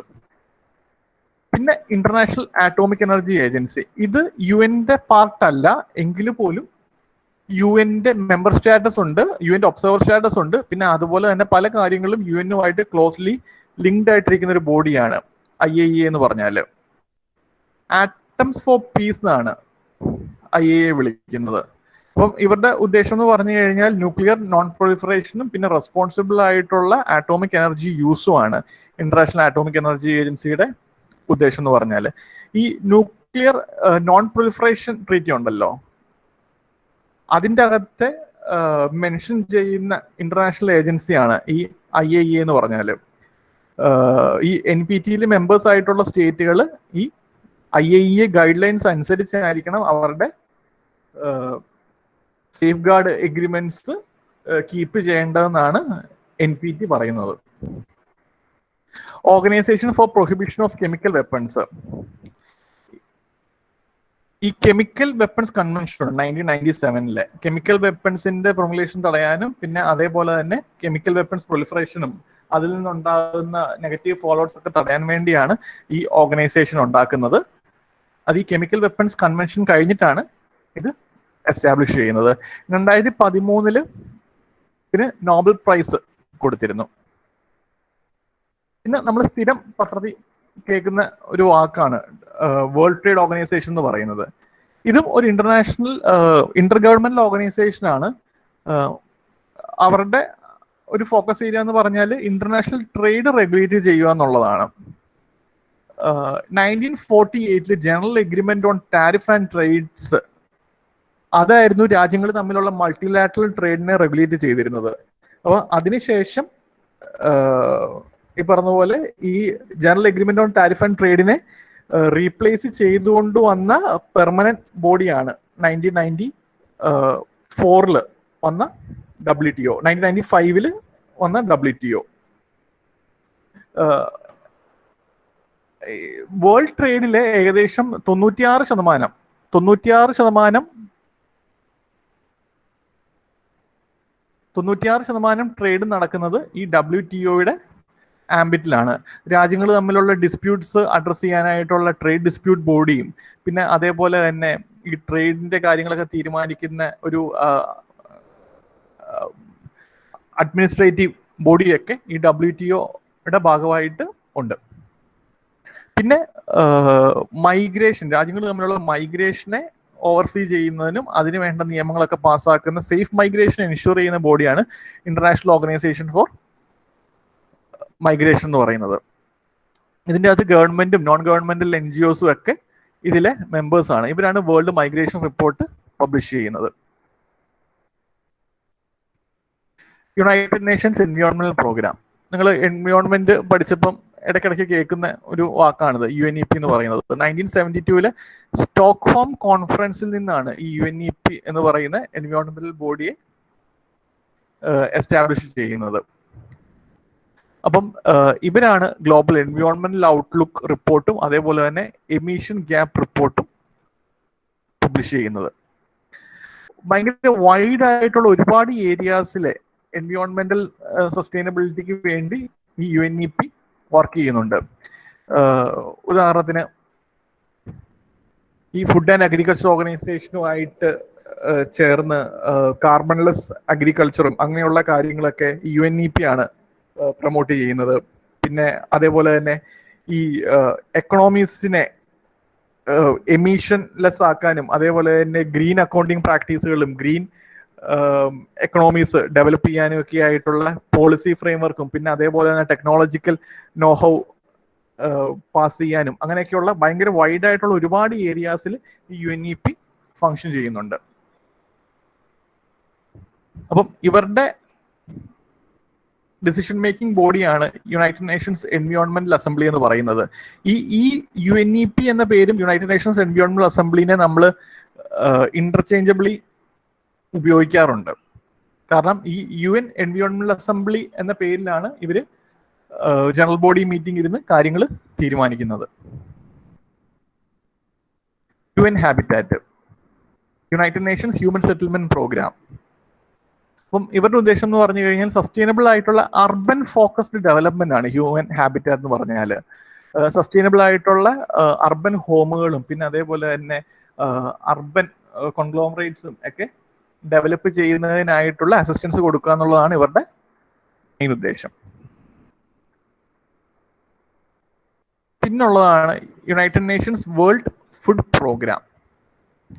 അത് ഈ അടുത്ത് ഫീഡ് അവർ ഫ്യൂച്ചറിലേക്ക് വേണ്ടി നമ്മൾ ഫുഡ് സെക്യൂരിറ്റി എൻഷുർ ചെയ്യാനും ഫുഡ് പ്രൊഡക്ഷൻ കൂട്ടാനും ഒക്കെ ആയിട്ട് ഫീഡ് അവർ ഫ്യൂച്ചർ ക്യാമ്പയിൻ ഈ UNWFP ഇന്ത്യയിൽ ഈ അടുത്ത് തുടങ്ങിയിരുന്നു. അപ്പം ഇവരുടെ പ്രധാന ഫോക്കസ് എന്ന് പറഞ്ഞു കഴിഞ്ഞാൽ രണ്ട് കാര്യങ്ങളാണ്. ഒന്ന്, ഫുഡ് സെക്യൂരിറ്റി എൻഷുർ ചെയ്യുക, ഹങ്കർ എലിമിനേറ്റ് ചെയ്യുക. ഈ രണ്ട് ഫോക്കസ് ചെയ്തുള്ള UN ബോഡിയാണ് UN വേൾഡ് ഫുഡ് പ്രോഗ്രാം എന്ന് പറയുന്നത്. ഇവര് പബ്ലിഷ് ചെയ്യുന്ന ഇമ്പോർട്ടൻ്റ് ആയിട്ടുള്ള ചില റിപ്പോർട്ടുകളാണ് state of food insecurity, food insecurity atlas of rural India, food insecurity atlas of urban India.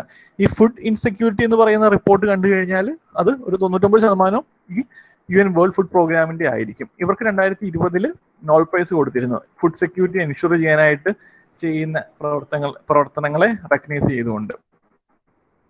പിന്നെ നമ്മുടെ UNDP, നമ്മുടെ ഹ്യൂമൻ ഡെവലപ്മെന്റ് ഇൻഡെക്സും ഒക്കെ പബ്ലിഷ് ചെയ്യുന്ന യുണൈറ്റഡ് നേഷൻസ് ഡെവലപ്മെന്റ് പ്രോഗ്രാം. ഇത് 1965 ഫോം ചെയ്യുന്നത്. പ്രധാന ഉദ്ദേശം എന്ന് പറഞ്ഞു കഴിഞ്ഞാൽ സസ്റ്റൈനബിൾ ഡെവലപ്മെന്റും പോവർട്ടി എലിമിനേഷനും.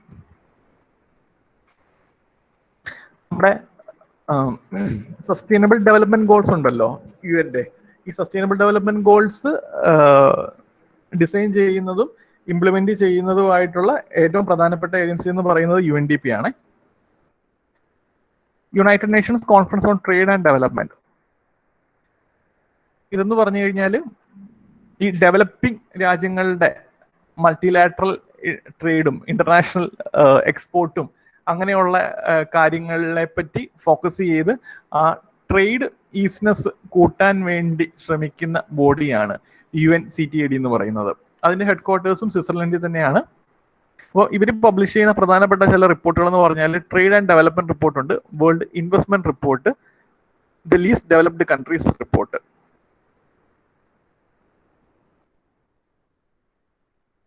പിന്നെ വേൾഡ് എക്കണോമിക് സിറ്റുവേഷൻ ആൻഡ് പ്രോസ്പെക്ടസും ഇൻഫർമേഷൻ ആൻഡ് എക്കണോമിക് റിപ്പോർട്ടും. ഏറ്റവും പ്രധാനപ്പെട്ട റിപ്പോർട്ടുകൾ ഇതാണ്. UNDESA, ഇത് UN സെക്രട്ടേറിയറ്റിന്റെ ഒരു ഭാഗമാണ്.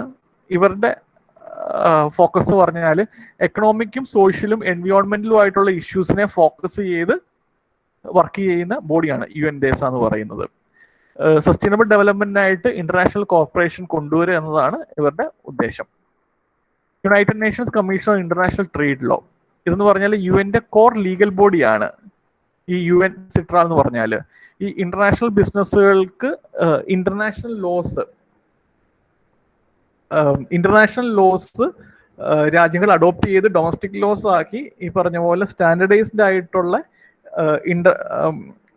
ലോസ് എല്ലാ രാജ്യങ്ങളിലും ഉണ്ടാക്കുക, അതിനുവേണ്ടി അസിസ്റ്റൻസ് കൊടുക്കുക, ഈ പറഞ്ഞ പോലെ ലീഗൽ റിഫോംസും അങ്ങനെയൊക്കെയുള്ള കാര്യങ്ങളും ഒക്കെ കൊണ്ടുവരിക, അതിനുവേണ്ടിയൊക്കെ അസിസ്റ്റ് ചെയ്യുന്നതാണ് ഈ UN-CITRA എന്ന് പറഞ്ഞാൽ. ഗ്ലോബൽ കോമ്പാക്ട് ഫോർ മൈഗ്രേഷൻ, ഇതൊരു എഗ്രിമെന്റ് ആണ്. ഗ്ലോബൽ കോമ്പാക്ട് ഫോർ മൈഗ്രേഷൻ എന്ന് പറഞ്ഞാൽ ഈ മൈഗ്രേഷനുമായിട്ട് ബന്ധപ്പെട്ട് ഉണ്ടാക്കുന്ന ആദ്യത്തെ ഇന്റർ ഗവൺമെന്റൽ എഗ്രിമെന്റ് ആണ് ഗ്ലോബൽ കോമ്പാക്ട് ഫോർ മൈഗ്രേഷൻ എന്ന് പറഞ്ഞാൽ. ഇത് അഡോപ്റ്റ് ചെയ്യുന്നതെന്ന് പറഞ്ഞാൽ ന്യൂയോർക്ക് കോൺഫറൻസിൽ വെച്ചാണ്. New York declaration for refugees and മൈഗ്രൻസിന് ശേഷമാണ് ഇത് നിലവിൽ വരുന്നത്. ഇത് നോൺ ബൈൻഡിങ് ആണ്. പിന്നെ ഇടയ്ക്കിടയ്ക്ക് കേൾക്കുന്ന രണ്ട് വാക്കുകളാണ് അസ്താന ഡിക്ലറേഷനും അൽമമാറ്റ ഡിക്ലറേഷനും. ഇത് രണ്ടും പ്രൈമറി ഹെൽത്ത് കെയർ സിസ്റ്റമായിട്ട് ബന്ധപ്പെട്ടാണ്. യൂണിവേഴ്സൽ ഹെൽത്ത് കെയർ കൊണ്ടുവരാനായിട്ട് നമ്മൾ സ്ട്രൈവ് ചെയ്യണം എന്ന് ആവശ്യപ്പെടുന്ന ഡിക്ലറേഷൻസ് ആണ് ഈ അസ്താന ഡിക്ലറേഷനും അൽമാറ്റ ഡിക്ലറേഷനും. ഈ അൽമാറ്റ ഡിക്ലറേഷൻ എനിക്ക് തോന്നുന്നു ഈ വട്ടത്തെ പ്ലിംസിന് ചോദിച്ചിരുന്നു ഈ അൽമാറ്റ ഡിക്ലറേഷൻ എന്തുമായിട്ട് ബന്ധപ്പെട്ടതാന്നുള്ളത്. പ്രൈമറി ഹെൽത്ത് കെയർ ആണ്. Vienna convention on civil liability for nuclear damages. ഇതെന്ന് പറഞ്ഞു കഴിഞ്ഞാലും വളരെ റോബസ്റ്റ് ആയിട്ടുള്ള ഡൊമസ്റ്റിക് ലോസ് ഉണ്ടാക്കാൻ വേണ്ടിയുള്ള കൺവെൻഷനാണ് Vienna convention on civil liability for nuclear damages. അതായത് മെമ്പർ സ്റ്റേറ്റ്സ്, ന്യൂക്ലിയർ പ്ലാന്റുകൾ ഉപയോഗിക്കുന്ന സ്റ്റേറ്റുകൾ, അവർക്കൊക്കെ ഒരു ഡാമേജ് ഉണ്ടായി കഴിഞ്ഞാൽ റോബസ്റ്റ് ആയിട്ടുള്ള കോമ്പൻസേഷൻ മെക്കാനിസം ഉള്ള നിയമങ്ങൾ വേണം എന്ന് പറയുന്ന കൺവെൻഷനാണ് ഈ വിയന്ന കൺവെൻഷൻ എന്ന് പറഞ്ഞാൽ. ഈ നമ്മുടെ 2016 ഇന്റർനാഷണൽ അറ്റോമിക് എനർജി ഏജൻസിയായിട്ടുള്ള എഗ്രിമെന്റിന് ശേഷം ഇന്ത്യ ഈ വിയന്ന കൺവെൻഷന്റെ supplementary compensation pact India sign ചെയ്തിരുന്നു. അതായത് ഒരു മിനിമം കോമ്പൻസേഷൻ ആളുകൾക്ക് കൊടുത്തിരിക്കും എന്ന് പറയുന്ന ഒരു പാക്ട് ആണ്. അപ്പം ഇന്ത്യയുടെ ഈ വിയന്ന കൺവെൻഷന് അനുസൃതമായിട്ട് ഇന്ത്യ ഉണ്ടാക്കിയിരിക്കുന്ന ഡൊമസ്റ്റിക് ലോ എന്ന് പറഞ്ഞു കഴിഞ്ഞാൽ കമ്പാരിറ്റീവ്ലി ഇന്റർനാഷണൽ സ്റ്റാൻഡേർഡ്സ് വെച്ച് ഭയങ്കര സ്ട്രിക്റ്റ് ആണെന്നാണ് പറയുന്നത്. കാരണം ഈ വിയന്ന കൺവെൻഷൻ ആവശ്യപ്പെടുന്നതെന്ന് പറഞ്ഞു കഴിഞ്ഞാൽ ശരിക്കും ആ ഓപ്പറേറ്റേഴ്സിനെ ലയബിൾ ആക്കണം എന്നാണ് വിയന്ന കൺവെൻഷൻ ആവശ്യപ്പെടുന്നത്. ഈ ന്യൂക്ലിയർ ഡാമേജ് ഉണ്ടായിക്കഴിഞ്ഞാൽ അത് ഓപ്പറേറ്റ് ചെയ്യുന്ന ആ ഓപ്പറേറ്റേഴ്സ് ഉണ്ടല്ലോ, പ്രൈവറ്റ് കമ്പനീസ്, അവരെ അക്കൗണ്ടബിൾ ആക്കണം എന്ന് വിയന്ന കൺവെൻഷൻ ആവശ്യപ്പെടുന്നുണ്ട്.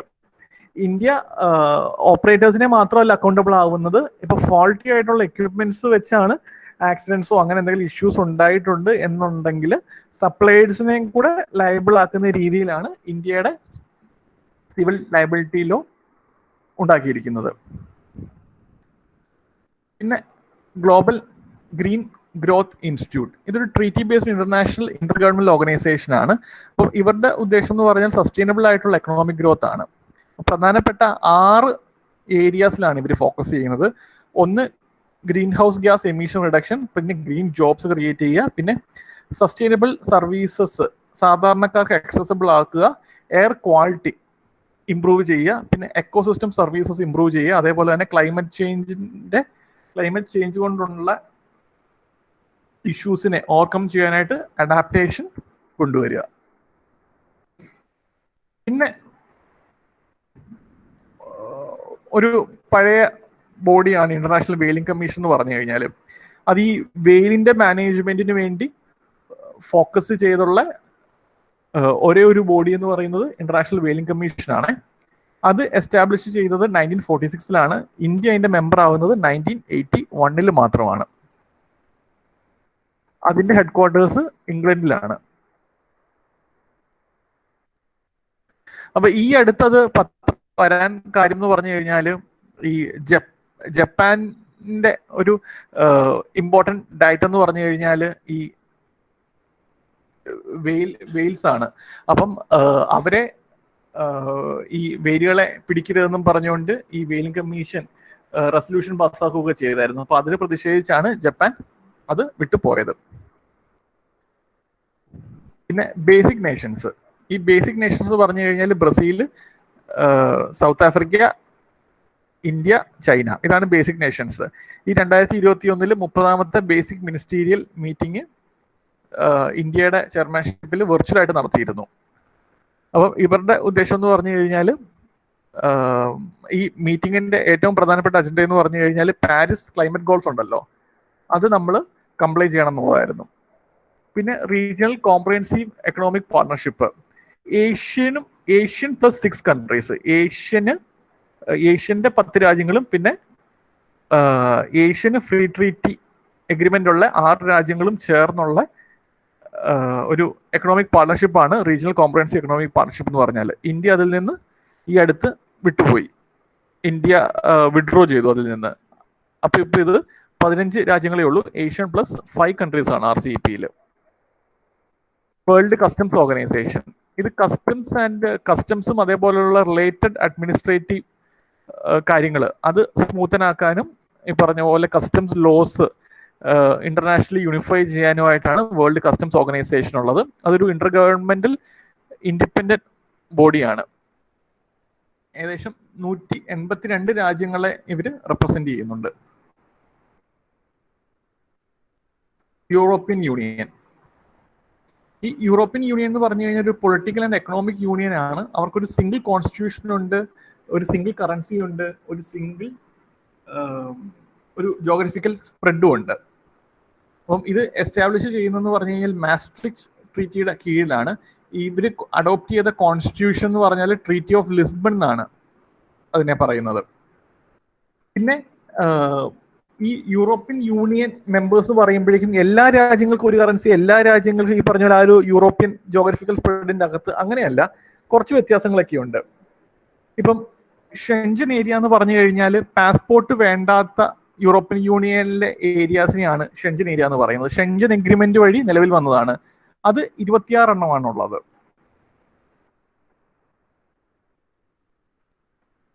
അതേപോലെ തന്നെ യൂറോപ്യൻ കറൻസി അക്സെപ്റ്റ് ചെയ്യാത്ത ഷെൻജൻ ഏരിയാസിലെ 2 രാജ്യങ്ങളുണ്ട്. അങ്ങനെ എന്താ പറയുന്നത്, ഒരു യൂണിഫോം ആയിട്ടുള്ള ഒരു സിസ്റ്റം അല്ല, പക്ഷെ more or less uniform currency, uniform geographical സ്പ്രെഡുമാണ്. അപ്പം ഇത് വാർത്തയിൽ വരാൻ കാര്യം UK ഈ അടുത്ത് നിന്ന് യൂറോപ്യൻ യൂണിയനിൽ നിന്ന് ഫോർമലി വെളിയിലേക്ക് പോയായിരുന്നു. ഇനി മുതൽ WTO റൂൾസ് അനുസരിച്ചായിരിക്കും യൂറോപ്യൻ യൂണിയൻ കൺട്രീസുമായിട്ട് UK ട്രേഡ് ചെയ്യുന്നത്. പിന്നെ യൂറോപ്യൻ യൂണിയന്റെ മറ്റൊരു ഇനിഷ്യേറ്റീവാണ് പെർമനന്റ് സ്ട്രക്ചേർഡ് കോർപ്പറേഷൻ എന്ന് പറയുന്നത്. ഇതെന്ന് പറഞ്ഞു കഴിഞ്ഞാൽ സെക്യൂരിറ്റി ആൻഡ് ഡിഫൻസ് പോളിസീസ് ആണ്. ഈ സെക്യൂരിറ്റി ഡിഫൻസിന് വേണ്ടിയുള്ള ഇൻഫ്രാസ്ട്രക്ചറും പിന്നെ അതേപോലെയുള്ള ലോജിസ്റ്റിക്സും അങ്ങനെയുള്ള കാര്യങ്ങളിലേക്ക് രാജ്യങ്ങൾക്ക് കോൺട്രിബ്യൂട്ട് ചെയ്യാൻ വേണ്ടിയാണ് ഈ പെസ്കോ ഇവർ ഫോം ചെയ്യുന്നത്. ലിസ്ബൺ ട്രീറ്റി വഴിയാണ് ഈ പെസ്കോ ഇവർ നിലവിൽ കൊണ്ടുവന്നത്. പിന്നുള്ള ഒരു largest south American trade block ആണ് മെർക്കോസുർ എന്ന് പറയുന്നത്. ഇത് എസ്റ്റാബ്ലിഷ് ചെയ്യുന്ന പറഞ്ഞാൽ ട്രീറ്റി ഓഫ് അസ്യൂൻസിയൻ ആണ് 1991. രണ്ടാമത്തെ സൗത്ത് അമേരിക്കൻ ട്രേഡ് ബ്ലോക്ക് എന്ന് പറഞ്ഞു കഴിഞ്ഞാൽ പസഫിക് അലയൻസ് ആണ്. ഈ നമ്മുടെ പസഫിക് റിമ്മില് പസഫിക് കോസ്റ്റ് ഷെയർ ചെയ്യുന്ന രാജ്യങ്ങളാണ് ഈ പസഫിക് അലയൻസിൻ്റെ അകത്തുള്ളത്. പക്ഷെ പസഫിക് രാജ്യങ്ങൾ എന്ന് പറഞ്ഞ് അങ്ങനെ ഒരു ക്രൈറ്റീരിയ ഒന്നും ഇല്ല, ആർക്ക് വേണമെങ്കിലും ഫോം ചെയ്യാം. പക്ഷെ അത് ഷെയർ ചെയ്യുന്ന രാജ്യങ്ങൾ ചേർന്നാണ് ഈ പസഫിക് അലയൻസ് ഉണ്ടാക്കിയിട്ടുള്ളത്. അപ്പം ഈ മെർക്കോസുറിലെ ഇമ്പോർട്ടൻ്റ് ആയിട്ടുള്ള രാജ്യങ്ങൾ എന്ന് പറഞ്ഞാൽ അർജന്റീന, ബ്രസീൽ, പാരാഗ്വേ, ഉറുഗ്വേ. വെനിൻസ്വേല ഉണ്ടായിരുന്നു, പക്ഷെ ഒരു മിലിറ്ററി കൗപ്പിന് ശേഷം വെനിൻസ്വേലനെ മെർക്കോസുറിൽ നിന്ന് ഇവർ സസ്പെൻഡ് ചെയ്തിരുന്നു. Comprehensive and progressive trans pacific partnership എന്ന് പറഞ്ഞാൽ ഏഷ്യ പസഫിക് റീജിയനിലെ 11 രാജ്യങ്ങൾ ചേർന്ന് ഉണ്ടാക്കിയിരിക്കുന്ന പാർട്ണർഷിപ്പാണ് കോംപ്രഹെൻസീവ് ആൻഡ് പ്രോഗ്രസീവ് TPP എന്ന് പറയുന്നത്.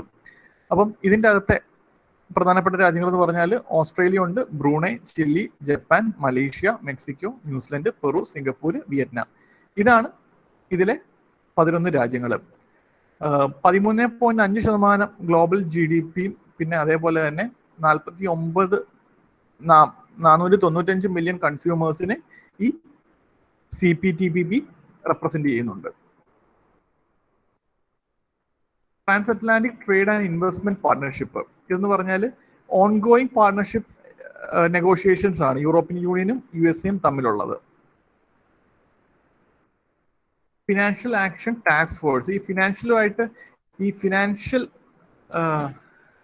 ലോസും പിന്നെ അതേപോലെ തന്നെ ഫിനാൻഷ്യൽ ക്രൈംസും ഒക്കെ അഡ്രസ് ചെയ്തുകൊണ്ട് ഉണ്ടാക്കിയ ഒരു ബോഡിയാണ് ഫിനാൻഷ്യൽ ആക്ഷൻ ടാസ്ക് ഫോഴ്സ് എന്ന് പറഞ്ഞാൽ. ഇത് 1989 G7 കൺട്രീസ് ചേർന്നാണ് ഇത് ഉണ്ടാക്കിയിരിക്കുന്നത്. ഇപ്പം ഒരുപാട് മെമ്പേഴ്സ് അതിലുണ്ട്. ഒരു വർഷം 3 വട്ടമാണ് അവര് കൂടുന്നത്, അവര് മീറ്റ് ചെയ്യുന്നത്. പിന്നെ അതേപോലെ തന്നെ ഈ ഫിനാൻഷ്യൽ ആക്ഷൻ ടാസ്ക് ഫോഴ്സിന്റെ ഈ ലീഗൽ റെഗുലേറ്ററി ഓപ്പറേഷണൽ മെഷേഴ്സ് ഉണ്ട്. ഈ മണി ലോണ്ടറിങ്ങും ബ്ലാക്ക് മണിയും അതിനെയൊക്കെ തടയാനായിട്ടുള്ളതൊക്കെ. അപ്പൊ അത് ഈ മെമ്പർ രാജ്യങ്ങളിൽ ഇംപ്ലിമെന്റ് ചെയ്യണം എന്ന് നിബന്ധനയുണ്ട്. അപ്പൊ അങ്ങനെ ചെയ്യുന്നില്ല, മണി ലോണ്ടറിങ്ങിന്റെയും അതേപോലെ തന്നെ ബ്ലാക്ക് മണി ഹേവനൊക്കെ ആക്കാനുള്ള റിലാക്സ് ലോസ് കൊണ്ടുവന്നു കഴിഞ്ഞാൽ ഗ്രേ ലിസ്റ്റിൽ ഉൾപ്പെടുത്തി സാങ്ഷൻസ് കൊണ്ടുവരും. ഏഷ്യ റീഅഷുറൻസ് ഇനിഷ്യേറ്റീവ് ആക്ട് ഇതെന്ന് പറഞ്ഞു കഴിഞ്ഞാൽ അമേരിക്കൻ പ്രസിഡന്റ് സൈൻ ചെയ്ത ഒരു ആക്ട് ആണ് ഏഷ്യ റീഅഷുറൻസ് ഇനിഷ്യേറ്റീവ് ആക്ട് എന്ന് പറഞ്ഞാൽ. അതായത് അമേരിക്കയുടെ ഇപ്പം ഓഷ്യനിക് പസഫിക്കിലുള്ള ആസറ്റുകളെല്ലാം ഇന്ത്യൻ ഓഷനിലേക്ക് കൊണ്ടുവന്ന് ഏഷ്യക്ക് കൂടുതൽ ഇമ്പോർട്ടൻസ് കൊടുക്കുക എന്നുള്ളതാണ് ഇതിന്റെ ക്രക്സ്. അതായത് അമേരിക്കയുടെ ഇൻഡോ പസഫിക് പോളിസിയുടെ ഒരു പ്രധാന ഇനിഷ്യേറ്റീവ് ആയിരുന്നു ഏഷ്യ റീഅഷുറൻസ് ഇനിഷ്യേറ്റീവ്. പിന്നെ റൈസീനിയ ഡയലോഗ്, നമ്മുടെ ഇന്ത്യ ഇനിഷ്യേറ്റ് ചെയ്ത് നടത്തുന്ന സെക്യൂരിറ്റി ഡയലോഗാണ് റൈസീനിയ ഡയലോഗ് എന്ന് പറയുന്നത്. ഈ നമ്മുടെ സിംഗപ്പൂർ വെച്ച് ഷാങ്ക്രില ഡയലോഗ് നടത്തും. അപ്പം അത് എമുലേറ്റ് ചെയ്തുകൊണ്ട് നമ്മൾ തുടങ്ങിയതാണ് ഈ റൈസീനിയ ഡയലോഗ് എന്ന് പറയുന്നത്. അത് ഹോസ്റ്റ് ചെയ്യുന്നത് ഒബ്സർവർ റിസർച്ച് ഫൗണ്ടേഷനും പിന്നെ മിനിസ്ട്രി ഓഫ് എക്സ്റ്റേണൽ അഫയേഴ്സും ആണ്. ഈ ഒബ്സർവർ റിസർച്ച് ഫൗണ്ടേഷൻ എന്ന് വെച്ച് കഴിഞ്ഞാൽ റിലയൻസിന്റെ ഫൗണ്ടേഷനാണ്. അതും മിനിസ്ട്രി ഓഫ് എക്സ്റ്റേണൽ അഫയേഴ്സും കൂടെ ചേർന്നാണ് റൈസീനിയ ഡയലോഗ് നടത്തുന്നത്. ഇന്ത്യ സെൻട്രൽ ഏഷ്യ ഡയലോഗ് ഇതെന്ന് പറഞ്ഞാൽ ഇന്ത്യയും അതേപോലെ തന്നെ സെൻട്രൽ ഏഷ്യൻ രാജ്യങ്ങളും കൂടെ നടത്തുന്ന ഒരു ഡയലോഗാണ് ഈ ഇന്ത്യ സെൻട്രൽ ഏഷ്യ ഡയലോഗ് എന്ന് പറയുന്നത്.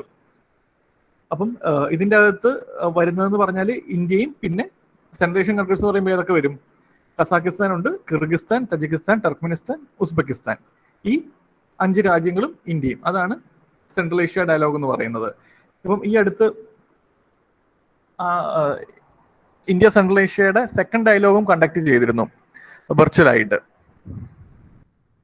Gulf corporation council 6 middle eastern കൺട്രീസിന്റെ പൊളിറ്റിക്കൽ ആൻഡ് എക്കണോമിക് അലയൻസ് ആണ് ഈ ഗൾഫ് കോർപ്പറേഷൻ കൗൺസിൽ എന്ന് പറയുന്നത്. അതിൻ്റെ അകത്ത് വരുന്നത് സൗദി അറേബ്യ ഉണ്ട്, Kuwait, UAE, Qatar, Bahrain, Oman. അപ്പം ഇതിന്റെ ഉദ്ദേശം എന്ന് പറഞ്ഞു കഴിഞ്ഞാൽ ഈ മെമ്പേഴ്സ് തമ്മിൽ ആ ഒരു പോളിസീസിലും അതേപോലെ തന്നെ അവരുടെ ആ ഒരു എക്സ്റ്റേണൽ ഫോറിൻ പോളിസീസ് ഔട്ട്ലുക്ക് ഒക്കെ ഒരുപോലെ കൊണ്ടുവരാൻ വേണ്ടിയുള്ള ഒരു ഇനിഷ്യേറ്റീവാണ് GCC എന്ന് പറയുന്നത്. കോമൺവെൽത്ത് ഗ്രൂപ്പ് ഇതെന്ന് പറഞ്ഞു കഴിഞ്ഞാൽ നേരത്തെ ബ്രിട്ടീഷ് എംപയറിന്റെ ഭാഗമായിരുന്ന രാജ്യങ്ങൾ തമ്മിലുള്ള ഒരു വോളണ്ടറി അസോസിയേഷൻ ആണ് കോമൺവെൽത്ത് ഗ്രൂപ്പ് എന്ന് പറയുന്നത്. ലണ്ടൻ ഡിക്ലറേഷൻ വഴി 1949 ഇത് എസ്റ്റാബ്ലിഷ് ചെയ്യുന്നത്. ഇതിന്റെ ഉദ്ദേശം എന്ന് പറഞ്ഞു കഴിഞ്ഞാൽ ഡൊമസ്റ്റിക് വയലൻസും പിന്നെ അതേപോലെ തന്നെ കോളനൈസേഷൻ നടത്തപ്പെട്ട രാജ്യങ്ങളാണല്ലോ, അപ്പൊ അതിന്റെ ആഫ്റ്റർ എഫക്ട്സും അങ്ങനെയുള്ള കാര്യങ്ങളൊക്കെ അഡ്രസ് ചെയ്യാൻ വേണ്ടിയാണ് ഈ കോമൺവെൽത്ത് ഗ്രൂപ്പ് ഉണ്ടാക്കിയത്. ജനറലൈസ്ഡ് സിസ്റ്റം ഓഫ് പ്രിഫറൻസ് ഇതെന്ന് പറഞ്ഞു കഴിഞ്ഞാൽ ഡെവലപ്ഡ് കൺട്രീസ് ഡെവലപ്പിംഗ് കൺട്രീസിന് കൊടുക്കുന്ന പ്രിഫറൻഷ്യൽ ടാരിഫ് സിസ്റ്റം ആണ്. അവർക്ക് ടാക്സ് കുറച്ച് കൊടുക്കും സാധനങ്ങൾ അവർ ഡെവലപ്ഡ് കൺട്രീസിലേക്ക് എക്സ്പോർട്ട് ചെയ്യുമ്പോൾ.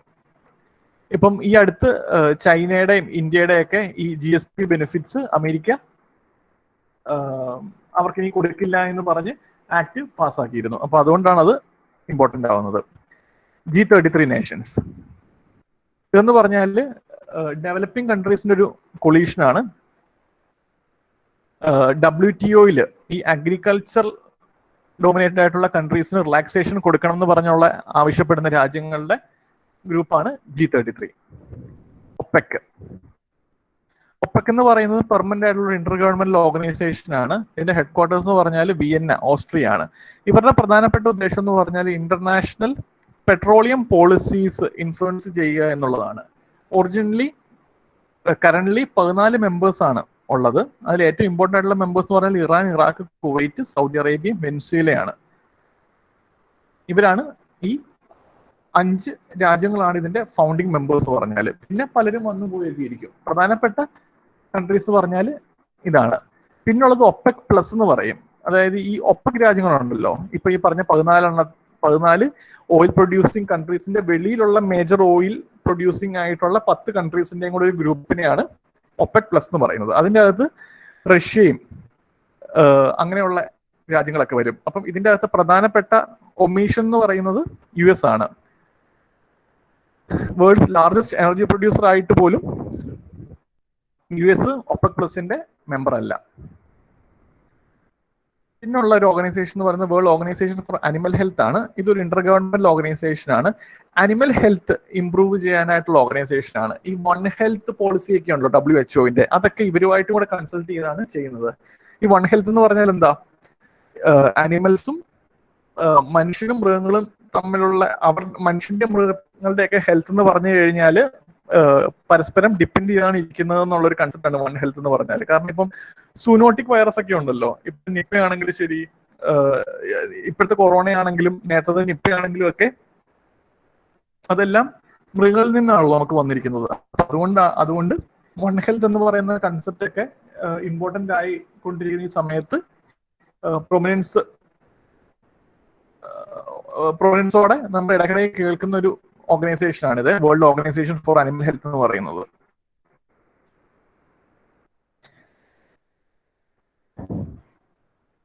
പിന്നുള്ളവരുടെ coalition for epidemic preparedness innovation. ഇവരുടെ ഉദ്ദേശം എന്ന് പറഞ്ഞു കഴിഞ്ഞാൽ ഫ്യൂച്ചർ പാൻഡമിക്സിനെ തടയാനായിട്ട് വാക്സിൻസ് ഡെവലപ്പ് ചെയ്യുക എന്നുള്ളതാണ് ഈ കൊളീഷന്റെ ഉദ്ദേശം. 2010 ലോഞ്ച് ചെയ്യുന്നത്.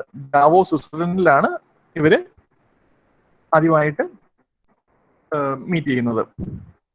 പിന്നെ Gavi, global alliance for vaccine and immunisation. ഇതെന്ന് പറഞ്ഞു കഴിഞ്ഞാൽ നമ്മുടെ ബിൽ ആൻഡ് മെലിൻഡ ഗേറ്റ്സ് ഫൗണ്ടേഷനുമായിട്ട് ചേർന്ന് ഈ വാക്സിൻസും അതേപോലെ തന്നെ ഇമ്മ്യൂണൈസേഷൻ ഇഞ്ചക്ഷൻസും അതൊക്കെ പ്രിസർവ് ചെയ്യാനും അതൊക്കെ ആക്സസ് ചെയ്യാനും അത് ഇക്വിറ്റബിൾ ആയിട്ട് ചീപ്പായിട്ട് കൺട്രീസിന് പ്രൊവൈഡ് ചെയ്യാനും ഒക്കെ ആയിട്ട് തുടങ്ങിയ ഒരു അലയൻസ് ആണ് ഗവി എന്ന് പറയുന്നത്. ഇതിൻ്റെ അകത്ത് രാജ്യങ്ങളും പ്രൈവറ്റ് ബോഡീസും വേൾഡ് ബാങ്കും NGOസും ഒക്കെ പാർട്ട്നേഴ്സ് ആണ്. Global alliance four improve nutrition എന്ന് പറഞ്ഞാൽ ഒരു സ്വിസ് ബേസ്ഡ് ഫൗണ്ടേഷൻ ആണ്. യുണൈറ്റഡ് നേഷൻസിലാണ് അത് ലോഞ്ച് ചെയ്യുന്നത് 2002. അതായത് മാൽന്യൂട്രീഷൻ അഡ്രസ് ചെയ്യുക, അതാണ് ഇവരുടെ ഉദ്ദേശം. പിന്നെ ഡിസാസ്റ്ററുമായിട്ട് ബന്ധപ്പെട്ട് ഒരു ഇമ്പോർട്ടന്റ് ആയിട്ടുള്ള ഒരു പേരാണ് റൈംസ് എന്ന് പറയുന്നത്. Regional integrated multi Hazard early warning system, അതാണ് റൈംസ്. അതെന്ന് പറഞ്ഞാൽ ആഫ്രിക്കയ്ക്കും ഏഷ്യയ്ക്കും വേണ്ടി നമ്മുടെ 2004 സുനാമി കഴിഞ്ഞപ്പോൾ എസ്റ്റാബ്ലിഷ് ചെയ്ത ഒരു വാർണിംഗ് മെക്കാനിസമാണ്. ഈ സുനാമി ഒക്കെ ഉണ്ടാകുന്നതിന് മുമ്പ് തന്നെ അവിടുത്തെ രാജ്യങ്ങളിൽ അലേർട്ട് കൊടുക്കും. വേൾഡ് എക്കണോമിക് ഫോറം എന്ന് പറയുന്ന ഒരു ഇന്റർനാഷണൽ NGO ആണ്. 1971 അത് ഫൗണ്ട് ചെയ്യുന്നത്. ഇത് എല്ലാ കൊല്ലവും ഡാവോസിലാണ് മീറ്റ് ചെയ്യുന്നത്. അപ്പൊ ഇവരുടെ ഇമ്പോർട്ടൻസ് എന്ന് പറഞ്ഞു കഴിഞ്ഞാൽ ഒരുപാട് ഈ ഗവൺമെന്റ് ഏജൻസീസും പിന്നെ അതേപോലെ തന്നെ പ്രൈവറ്റ് ബോഡീസും ബിസിനസ്, പൊളിറ്റിക്കൽ, അക്കാഡമിക് ഉള്ളവർ വളരെ സീരിയസ് ആയിട്ടുള്ള ഒരുപാട് ഡിസ്കോഴ്സസ് ഇവിടെ നടക്കും. ഇവർ പ്രധാനപ്പെട്ട പല റിപ്പോർട്ട്സും പബ്ലിഷ് ചെയ്യുന്നുണ്ട്. Global risk report, social mobility index, global gender gap report, travel and tourism കോമ്പറ്റീറ്റീവ്സ് report, inclusive development, global enabling time report, ഇങ്ങനെ പല ഇമ്പോർട്ടൻ്റ് ആയിട്ടുള്ള റിപ്പോർട്ടുകളും ഇവർ പബ്ലിഷ് ചെയ്യുന്നുണ്ട്. പിന്നെ എന്തൊക്കെയാണെന്ന് മാത്രം ഒന്ന് മനസ്സിലാക്കി വെക്കേണ്ട കാര്യങ്ങളാണ്. Budapest convention. ബുഡാപെസ്റ്റ് കൺവെൻഷൻ എന്ന് പറഞ്ഞാൽ ഇന്റർനെറ്റ് ആൻഡ് കമ്പ്യൂട്ടർ ക്രൈം ആണ് ഈ കൺവെൻഷന്റെ ക്രക്സ് എന്ന് പറഞ്ഞാൽ. Budapest convention, internet and computer crime. അതേപോലെ തന്നെ കിംബർലി പ്രോസസ് എന്ന് പറഞ്ഞാൽ ഈ സൗത്ത് ആഫ്രിക്കയിലെയൊക്കെ ഡയമണ്ട്സ് ഉണ്ടല്ലോ, ഡയമണ്ട് ട്രേഡ്സ് ലെജിറ്റിമൈസ് ചെയ്യാൻ വേണ്ടിയുള്ളതാണ്. ഈ കോൺഫ്ലിക്ട് ഡയമണ്ട്സ് എന്ന് പറയും. അവിടെ ഉള്ള ആളുകളെയൊക്കെ ആ കോൺഫ്ലിക്ട് എക്സ്പ്ലോയിറ്റ് ചെയ്ത് അവിടെയുള്ള ആളുകളെയൊക്കെ കൊന്നിട്ട് എടുക്കുന്ന ഡയമണ്ട്സിനാണ് കോൺഫ്ലിക്ട് ഡയമണ്ട്സ് എന്ന് പറയുന്നത്. അപ്പോൾ അങ്ങനെയല്ല, പീസ്ഫുൾ ആയിട്ടുള്ള മീൻസിലൂടെയാണ് എന്ന് ഉറപ്പാക്കാൻ വേണ്ടിയുള്ള ഒരു പ്രോസസ്സാണ് കിംബർലി പ്രോസസ് എന്ന് പറഞ്ഞാൽ. ഇന്ത്യക്ക് അതിന്റെ ഭാഗമാണ്. പിന്നെ TIR കൺവെൻഷൻ എന്ന് പറഞ്ഞാൽ ഒരു ലോജിസ്റ്റിക്സ് പാക്ട് ആണ്. അത് United Nations economic commission for Europe ആണ് അത് ഇനിഷ്യേറ്റ് ചെയ്തിരിക്കുന്നത്. അതെന്ന് പറഞ്ഞു കഴിഞ്ഞാൽ ലോജിസ്റ്റിക് ഈസിന് വേണ്ടിയുള്ള ഒരു കൺവെൻഷനാണ് TIR കൺവെൻഷൻ എന്ന് പറയുന്നത്. അപ്പം ഇന്ത്യക്ക് അതിലുള്ള ബെനിഫിറ്റ് എന്ന് പറഞ്ഞാൽ ഇന്റർനാഷണൽ നോർത്ത് സൗത്ത് ട്രാൻസ്പോർട്ട് കൊറിഡോറിലൂടെ സിമ്പിൾ ആയിട്ട് നമുക്ക് സാധനങ്ങൾ മാറ്റാനായിട്ട് സാധിക്കും. ഹേഗ് കോഡ് ഓഫ് കണ്ടക്ട് ഇതെന്ന് പറഞ്ഞാൽ മിസൈലുകളുടെ ട്രേഡ് റെഗുലേറ്റ് ചെയ്യാൻ വേണ്ടിയുള്ളതാണ് ഹേഗ് കോഡ് ഓഫ് കണ്ടക്ട് എന്ന് പറയുന്നത്. ഇത് 2002 ഇനിഷ്യേറ്റ് ചെയ്യുന്നത്. 2002 pollution four disaster resilient infrastructure ഇത് ഇന്ത്യ ഇനിഷ്യേറ്റ് ചെയ്ത ഒരു പൊല്യൂഷനാണ്. ഡിസാസ്റ്റർ റെസിലിയന്റ് ആയിട്ടുള്ള ഇൻഫ്രാസ്ട്രക്ചർ ഡെവലപ്പ് ചെയ്യാനായിട്ടാണ് ഇത് ഉണ്ടാക്കിയത്.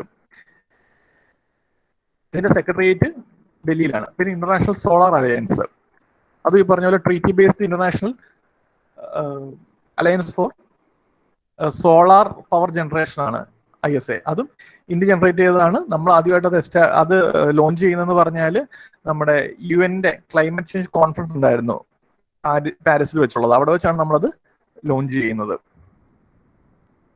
പിന്നെ organisation of Islamic cooperation OIC United നേഷൻസിന് ശേഷം ഏറ്റവും കൂടുതൽ മെമ്പേഴ്സ് ഉള്ള ഓർഗനൈസേഷനാണ് ഈ ഓർഗനൈസേഷൻ ഓഫ് ഇസ്ലാമിക് കോപ്പറേഷൻ എന്ന് പറയുന്നത്.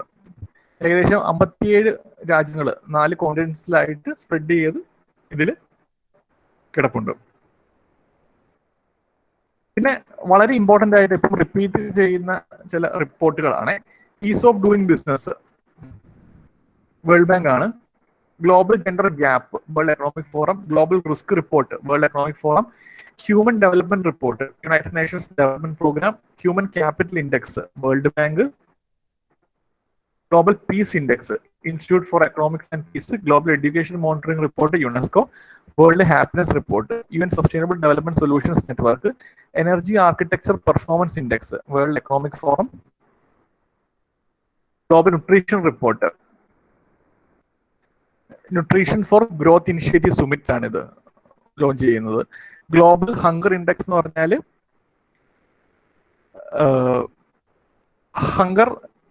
Hunger life and concern worldwide എന്ന് പറയുന്ന ഒരു അലയൻസ് ആണ് ഇത് പബ്ലിഷ് ചെയ്യുന്നത്. Global skills index Coursera, global terrorism index institute for economics and peace, travel and tourism power and performance report world travel and tourism council ആണ്. Travel and tourism competitiveness report world economic forum ആണ്. Ocean health index conservative international എന്ന് പറയുന്ന ഒരു NGO ആണ്. Sustainable development goals index NITI Aayog, school education quality index NITI Aayog, healthy states progressive index NITI Aayog, single use plastics a road map for sustainable development അത് UNEP ആണ്. അപ്പം ഇതിന്റെ എന്തെങ്കിലും സംശയം ചോദിക്കാം, ഇല്ലാന്നുണ്ടെങ്കിൽ ബാക്കി നാളെ ക്ലാസ്സിൽ